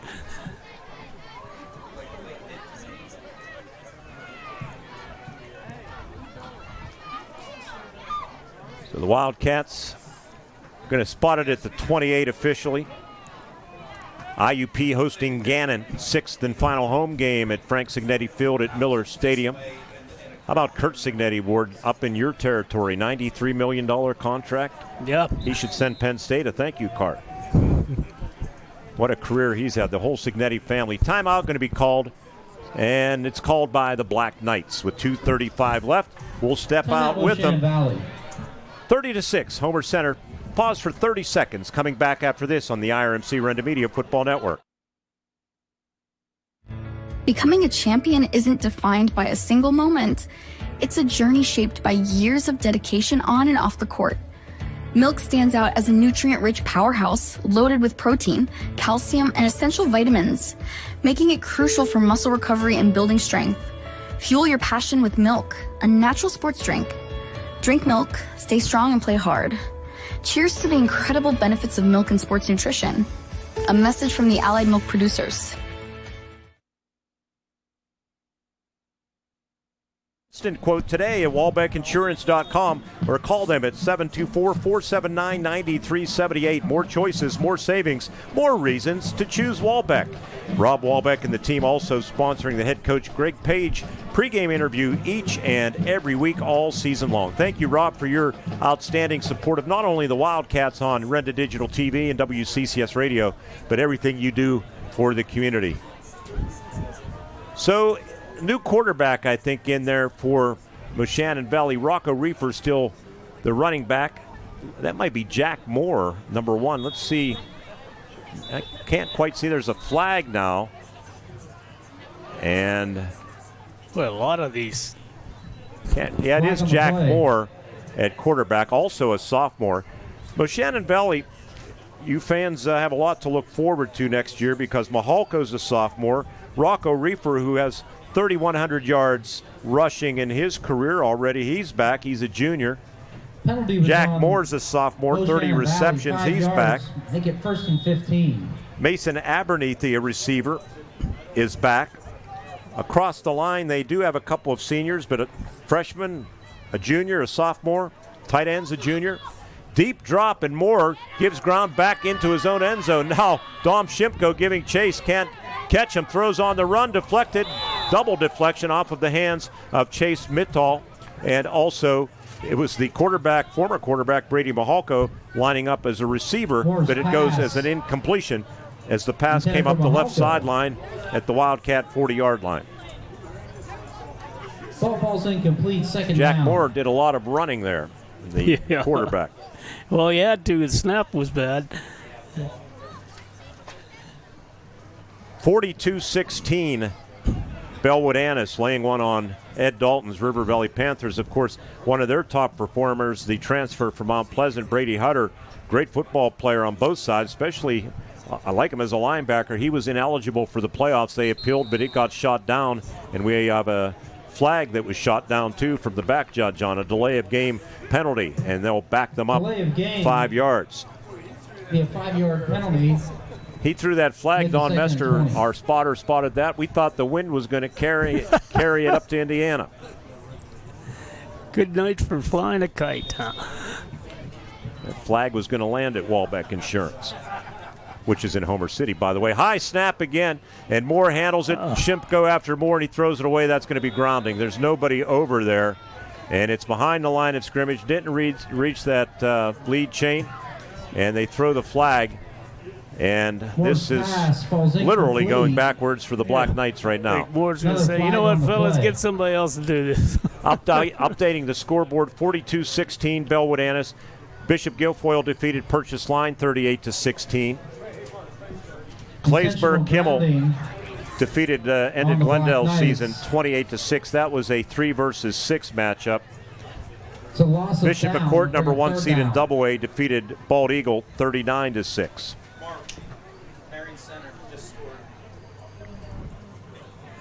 We're told Marion Center just scored. We haven't seen it. We must be behind here on this stream, huh? Evidently, yeah. Yeah. We got 3 monitors here, folks. If you're wondering what's going on, watching 3 different games, including the Wildcats. So it's 22-20. Marion Center is going to go for 2 here. And now, meanwhile, back at Memorial Field in Homer City, there's a pass fluttering downfield, intercepted, first of the season for Carson Arone, and he returns it inside the 15 to the 14-yard line. Wildcats will take over first and 10. 4th interception by Homer Center. I would have had him out of the ball game, to be honest. Did they run the 2-point play, Don? We're watching. They got it? So it's 22-22. As we speak, out-of-town scoreboard. Well, I didn't see that on the score here. Touchdown, converted the 2-point conversion, has tied their game against Cambria Heights at 22. I guess they did. Great game out at Ameriserve Bank Field.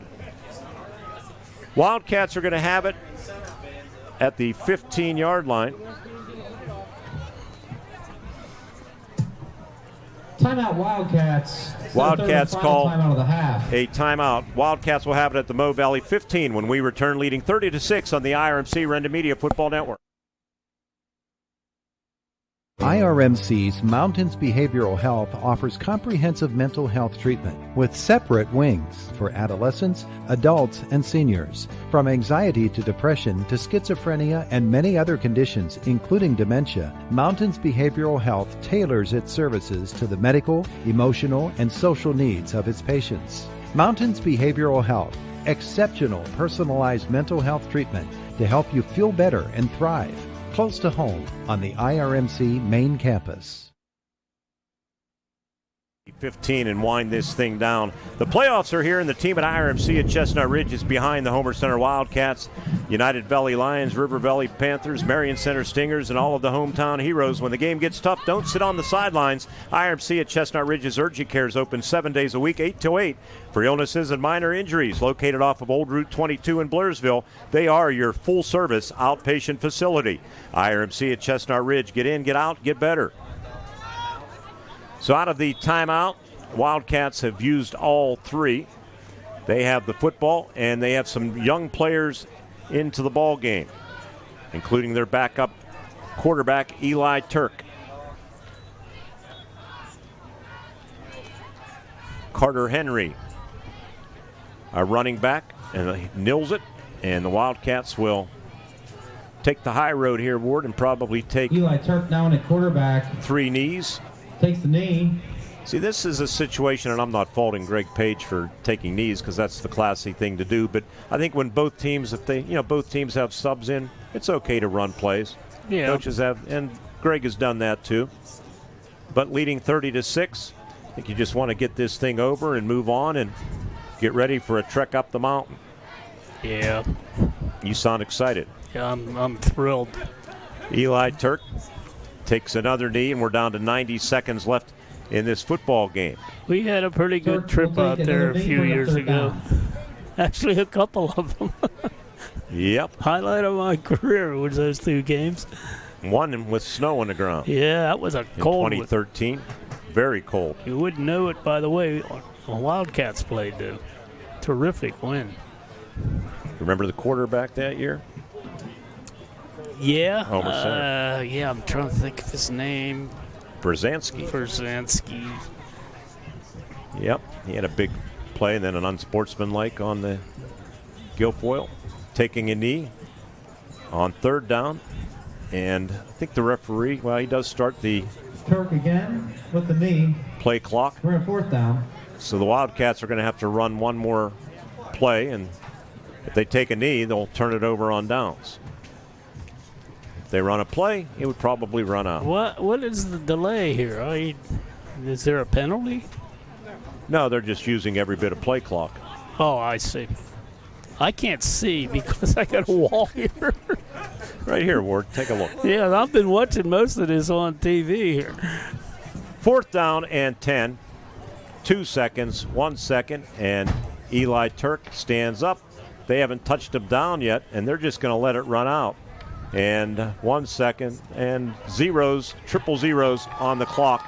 And Moshannon Valley, that was classy on their part, too. They just let the clock run out. And for the fourth straight year, Moshannon Valley loses in the opening round to a Heritage Conference team. This year, the Homer Center Wildcats did enough to win, made enough plays on both sides of the ball, forcing 4 turnovers, 4 interceptions, and it all adds up to a 30-6 victory for the Homer Center Wildcats. Stay with us for our Allied Milk Producers post-game show. We will have the 5-star Mitsubishi 5 stars of the game and much more. Radio replays and a look at the stats, too, when we kick it off right after this on the IRMC Renda Media Football Network. The Homer City Area Athletic Booster Club is the primary youth recreational arm of the Homer Center School District. The club congratulates the Homer City Bears 5th and 6th grade football team for winning the Tri-County Championship, finishing 8-1, outscoring opponents 237-22 with 7 shutouts. The Bears flag football team also won the Tri-County Championship, and the 3rd and 4th grade team finished 4th out of 16 teams. The Homer City Area Athletic Booster Club, serving our youth since 1958, and the foundation for Wildcat sports. Man's Best Friend's been your trusted pet care partner for over 27 years. For grooming to boarding, every pet's like family. Give your furry companion the best grooming services with natural organic products so they look and feel their best. Need a safe and comfortable place for your pet while you're away? Ask about their top-notch boarding facilities. Man's Best Friend's on Old 119 in Homer City. On Facebook, too. Call 724-479-0644 to book your appointment today. Man's Best Friend, where your pet is treated like family. When the season demands more, you come prepared. With more warmth where it matters. More control when it counts. More confidence to go further. You're more than ready to make this winter yours. During the Mitsubishi year-end sales event, drive away in a new Mitsubishi SUV with 0% for 60 months on every model. Visit 5starmitsubishi.com to shop online and learn more about America's best backed vehicles.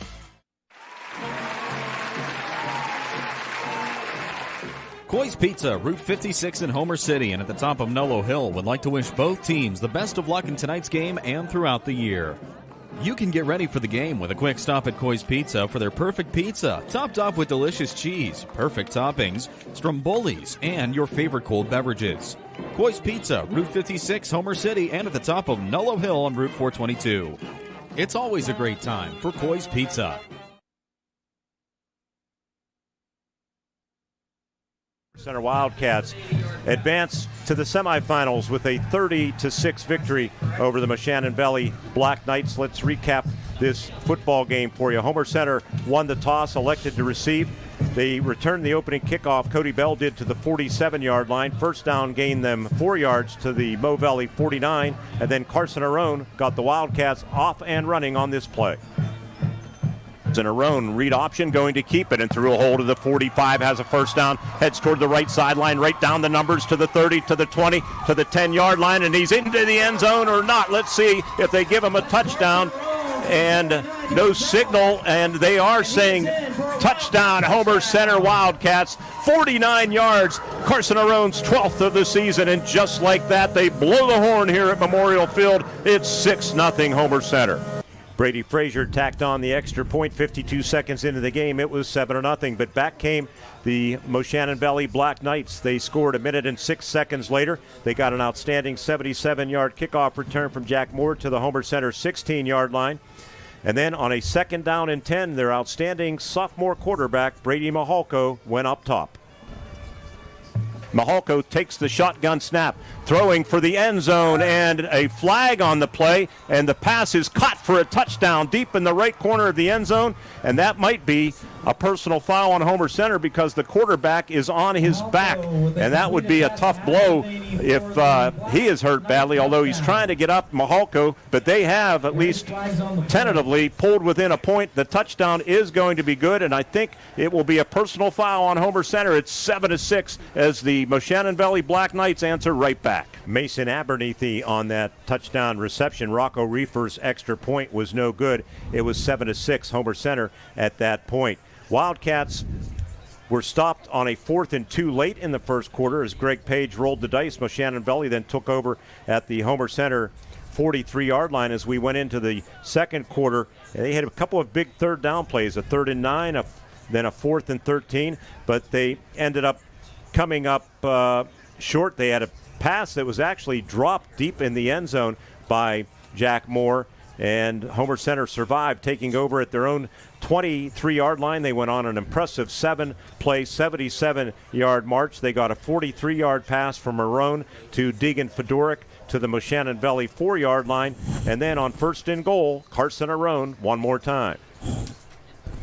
Sidecar left is Gabe Cobaugh, and Carson Arone going to keep it, and Carson Arone into the end zone for his 2nd touchdown of the night and his 13th of the season, and the Wildcats extend their lead. They maybe got a gift on a favorable spot from the officials, but they will take it, and they lead 13-6 at the 6:40 mark of the first half. Yep, that is right, as on a 4th down and 1, replay showed that Gabe Cobaugh was stopped short, but they gave Homer Center the first down, and they made Moshannon Valley pay as a little bit of bad luck for the Black Knights. Homer Center, Cody Bell, an interception on the next possession for Moshannon Valley. He intercepted it at the 45-yard line, returned it 23 yards to the Mo Valley 32. 8 plays, 32 yards later, Wildcats were faced 3rd down and goal at the 1-yard line. In the backfield, dotting it is Gabe Cobaugh. Arone turns, hands it off to Gabe Cobaugh. Gaping hole off the right side, opened up by Zeke Butterly, Gabe Ruffner and company, and the Wildcats score their 3rd touchdown of the first half, and they lead 20-6, capitalizing on Cody Bell's interception, and then a questionable call and an unsportsmanlike on Mo Valley. They'll take it either way, and it's 20-6. The questionable call was pass interference in the end zone on a ball that was clearly out of the back of the end zone, uncatchable, and then Moshannon Valley player complained and got an unsportsmanlike, and that kind of set up that score for Homer Center. So they led 21-6 at the half. Second half didn't start out well for Moshannon Valley. A personal foul penalty set them back. They were back at the 6-yard line. They had a 2nd down and goal when a couple of Wildcat defenders went to work. Mahalko in his own end zone, going to be sacked for a safety. Gabe Ruffner on the sack, and the Wildcats scored 2 points, and it's 23-6 with 11:24 left in the 3rd quarter. Caden McAnulty also involved with that sack to make it 23-6. Deegan Fedoric, a couple of interceptions that set Homer Center up in Moshannon Valley territory, but Wildcats were unable to convert.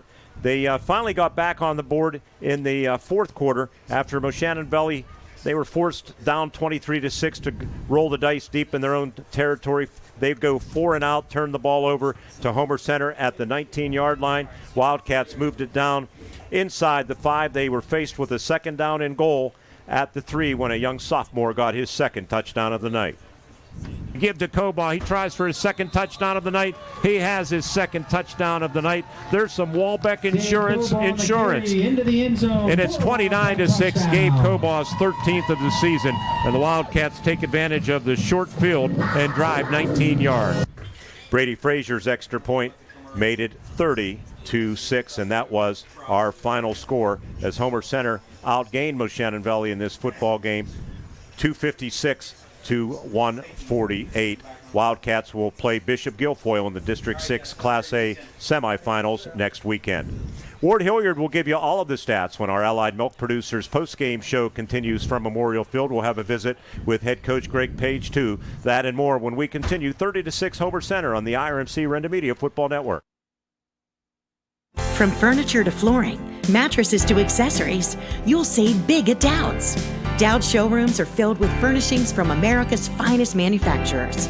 You can save thousands on Dowd's floor samples and receive incredible savings on custom orders. Whether you're looking to furnish one room or your entire home, right now it's all on sale at Dowd's. Drive a little, save a lot. Dowd's of Plumville and Greensburg. Doesn't your home deserve Dowd's? The Graceton-Coral Sportsman's Club and Twin Cities Event Hall on Mill Road in Graceton continue to rise to new heights. Membership is soaring, and now's the time to join the best social and sportsman's club in Indiana County. Exciting renovations are underway, including a brand new outdoor stage and handicapped accessible parking at the hall. Enjoy a friendly atmosphere at the club, great food. Don't miss delicious pizzas every Thursday and Friday. The Graceton-Coral Sportsman's Club on Mill Road in Graceton. Let's go Wildcats! IRMC's Mountains Behavioral Health offers comprehensive mental health treatment with separate wings for adolescents, adults, and seniors. From anxiety to depression to schizophrenia and many other conditions, including dementia, Mountains Behavioral Health tailors its services to the medical, emotional, and social needs of its patients. Mountains Behavioral Health, exceptional personalized mental health treatment to help you feel better and thrive. Close to home on the IRMC main campus. Spectacular savings are here at 5-star Mitsubishi Altoona. Ooh, this October we're brewing up scary good deals that will make your wallet with joy.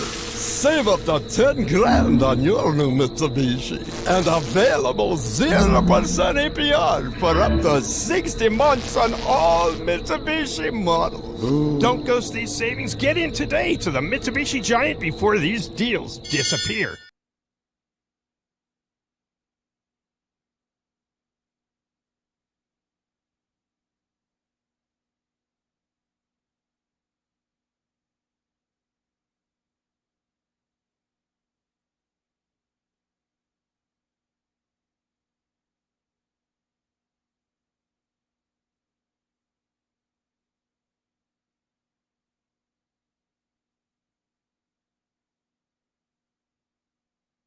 Welcome you back to our Allied Milk Producers post-game show, Whole Milk, Whole Nutrition. The Allied Milk Producers, we're going to check the stats that shaped up this 30-6 Wildcat victory. Ward? For Moshannon Valley, Rocco Reefer had 14 carries, 23 yards. Brady Mahalko, 4 carries, -10. Alex Reefer, 1 carry, 1 yard.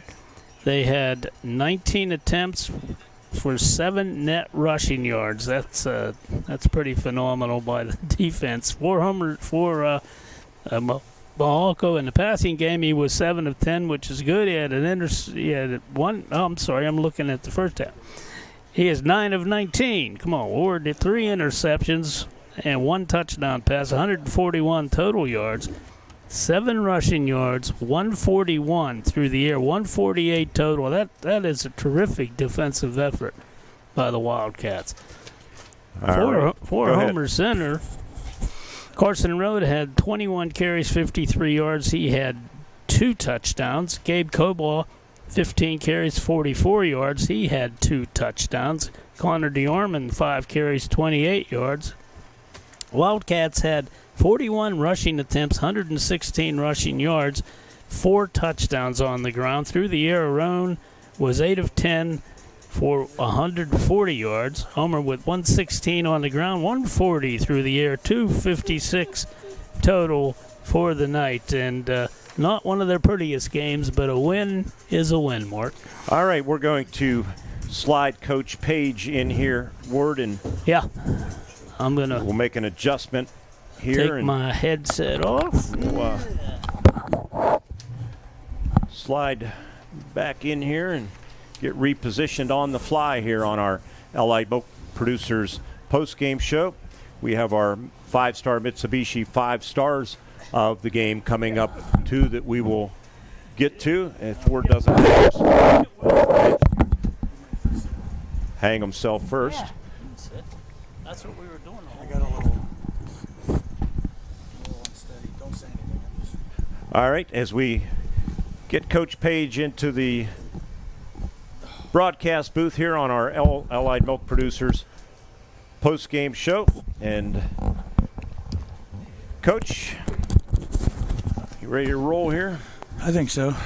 So sum this up for us. A 30-6 victory for your team. You're on to the District 6 Class A semifinals. Your thoughts on tonight's win? It was a tough, hard-fought win. I give credit to Coach Davidson and his staff and kids. I mean, the other people weren't lying when they said they're going to bring pressure, and they did that, and they disrupted us at certain times. I felt like we left a couple scores on the table that we could have got. But having said all that, I'm extremely proud and just thrilled for our kids and our coaches. I mean, 8 wins, home playoff win, great atmosphere tonight. So, it's really hard to complain when they got the job done. You got off to a great start. You won the toss, elected to receive 2 plays later. 49-yard touchdown run for Carson Arone to get you off and running 52 seconds into the game. That really had to, if there were any nerves, had to settle things down. I hate scoring early. I mean, because you saw what happened after that. And that's nothing like, not that we relaxed, but, the kid found a seam and had a nice kick return. But, I mean, we've taken the ball this year. That's something that we talked about before the season, that we were going to, maybe try that instead of deferring. And I think overall it's worked out well for us. They came right back to their credit, right? They had a couple of big passes. Mahalka was a handful, their young sophomore quarterback early on in the game. They were behind the chains on a few occasions, not necessarily on that first drive that was set up by a long 77-yard kickoff return. But he was really impressive on a 2nd and 10 on that ensuing possession. He did hit Abernethy for a 16-yard score. So he was a concern early, I'm sure, all night long for you. All night, yeah. And, I mean, the kid makes a Beckham catch in the corner of the end zone, I think one-handed, and the kid throws a nice ball. I mean, the key was eventually we started really getting pressure and making them throw quickly, and then we got a couple picks. And when you can do that, I think you can rattle them. And the biggest thing was we completely shut down the run game. That was huge. Our guys, our front 7, I thought did a great job with that. And then, you kind of made them one-dimensional, and once we get up like that, then you just don't give up the big plays. Well, how about Deegan Fedoruk? 2 interceptions tonight, 4 interceptions overall for your secondary. Cody Bell, who's really had an outstanding senior season, and then Carson Arone with his first pick to kind of totally salt it away. Yeah, I mean, our corners had a tough task tonight. Abernethy's tough. Is it Moore? Yep, Number Jack 1, Moore. Yep. And Might-all. I mean, those guys, they're good receivers, and the kid gets the ball out quick. He was hitting some pinpoint throws, some timing routes, but the deep stuff puts pressure on you, and they hit a couple, and then we snagged a couple. I thought it was a great job by Deegan. He's had a couple games where things, some tough times. Him and Brady both, but they're both they're solid and they're getting better. Baseball, game of inches, they say. Football can be a game of inches, too. It looked like they were maybe going to grab the lead, but a pass went through the hands of Moore deep in the end zone. It was a superbly thrown ball by Mahalko. And then I know the officials have a tough job. You may not even realize it, but you got a pretty big gift on a 4th down play where Gabe Coball was stopped clearly short of the lead chain, but they gave you the first down, and then 43-yard pass play to Deegan Fedoruk, and Carson then finished it off. That was a huge swing in the game of inches, so to speak. Yeah, well, the previous game of inches, they didn't spot it right. On our first 4th down, we went for it, I think, in the first quarter. I didn't agree with that one, so maybe the other one was a makeup call. I'll take it. What about the interference call? That looked like a totally an uncatchable ball in the end zone. It sailed way beyond the end line. They called interference, and then, of course, one of their players ended up chirping, and it's unsportsmanlike, so you took advantage of that and scored a 3rd touchdown before the half on Gabe Coball's first of 2. Well, that was huge because it was 3rd and inches, and there's 16 seconds left, and I just used our last time out. So if you run it and don't get it there, I don't think you get lined up to get another playoff. I mean, you could. But, yeah, so we kind of busted that one open. They were making it tough for us. And, you know, I get stubborn. You know, you're like, okay, we're going to go right at them. They were trailing down some of the counter tray stuff, which was a good game plan. But that score before the half was big. All the geniuses in the press box were saying on a couple of occasions, kick a field goal. I understood late in the game because what you don't want is a block and give them a little bit of life at the end. But a couple of other opportunities maybe to put Brady's leg to work on when you were behind the chains and you opted not. Was it field conditions or wind, that type of thing? I think it was both. And, you know, I probably would have felt more comfortable later in the game. You know, if they would block it, then there's not much time left. But there's the one time I think we got pushed back to like the 33. I'm not putting them through that. I mean, I'd have to go back and look. I didn't clearly see an opportunity where it was a no-brainer. In fact, we got down inside the one before the end of the half, and I kind of casually asked one of our assistants, you know, should we kick? And they're like, no, we need to punch this in and go up 2 scores, and that was obviously the right move. Yep, it turned out quite well. So, Deegan Fedoruk, big game. What about, you alluded to it earlier, the line play, and Gabe Ruffner, Caden McAnaldy's sandwich in the end zone for the sack. You know, we talk about the skill people all the time, but boy, they deserve a lot of credit, those guys in the trenches. And I just mentioned, too, of course, Caden has really had a strong season on both sides of the ball. Yeah, I thought Shimko had a good game, too. And our guys up front, they all play hard. I mean, we were trying to come at them with a 4 or 5 man front and not really bring a lot of blitz because Keith gets rid of the ball so quick, and you don't want to give up a screen or something dicey like that. So those guys up front both ways, I admire them, respect them, because it's just not that's the hardest part of the game right there, O-line, D-line.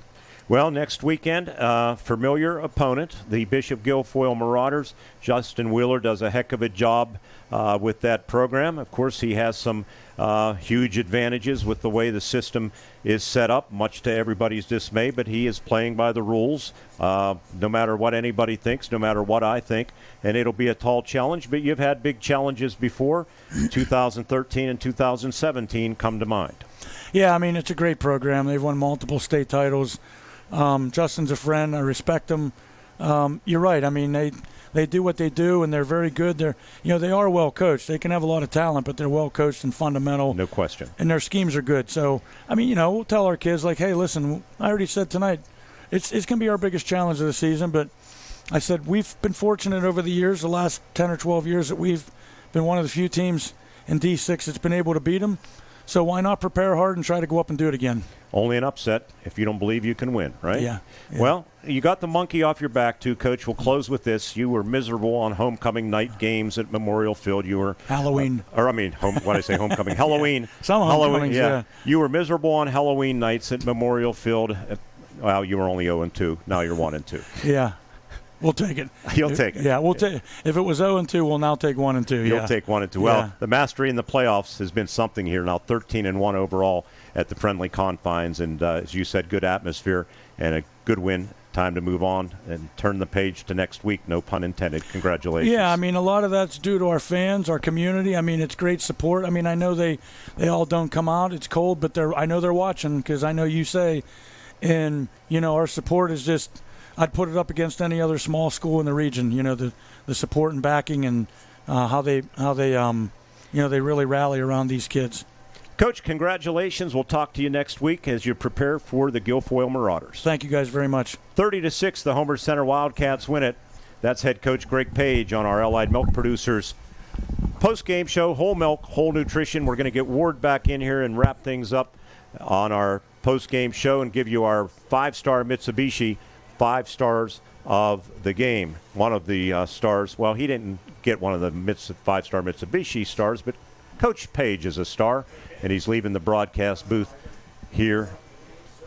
And, well, I'll tell you what, I'll just grab this while Ward commiserates over there with the coach and give you the 5-star Mitsubishi 5 stars of the game and wrap things up.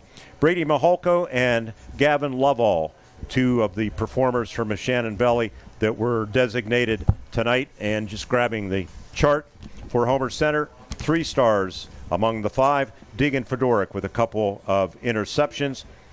Caden McAnaldy played well on both sides of the ball, as did Gabe Ruffner our 5-star Mitsubishi 5 stars of the game. That's going to do it from Memorial Field. Tonight, the Homer Center Wildcats win and advance. They will meet Bishop Guilfoyle next weekend at Mansion Park in Altoona. We'll have it for you Friday night on Renda Digital TV and on WCCS Radio. We want to thank our entire crew, our cameraman up above us, Ted Maseko, providing the pictures tonight. John Smathers, our digital producer here in the booth. Our spotter, Don Mester, our statistician, Jerry Rossai, our executive producer of Wildcat Sports, Michael Bertig, back at the studios in Indiana. Speaking for Ward Hilliard, Mark Bertig reminding you that the Wildcats win it here tonight, 30-6 over the Moshannon Valley Black Knights. Until we talk to you next Friday night from Mansion Park, good night from Homer City. You've been listening to an Indiana Regional Medical Center high school football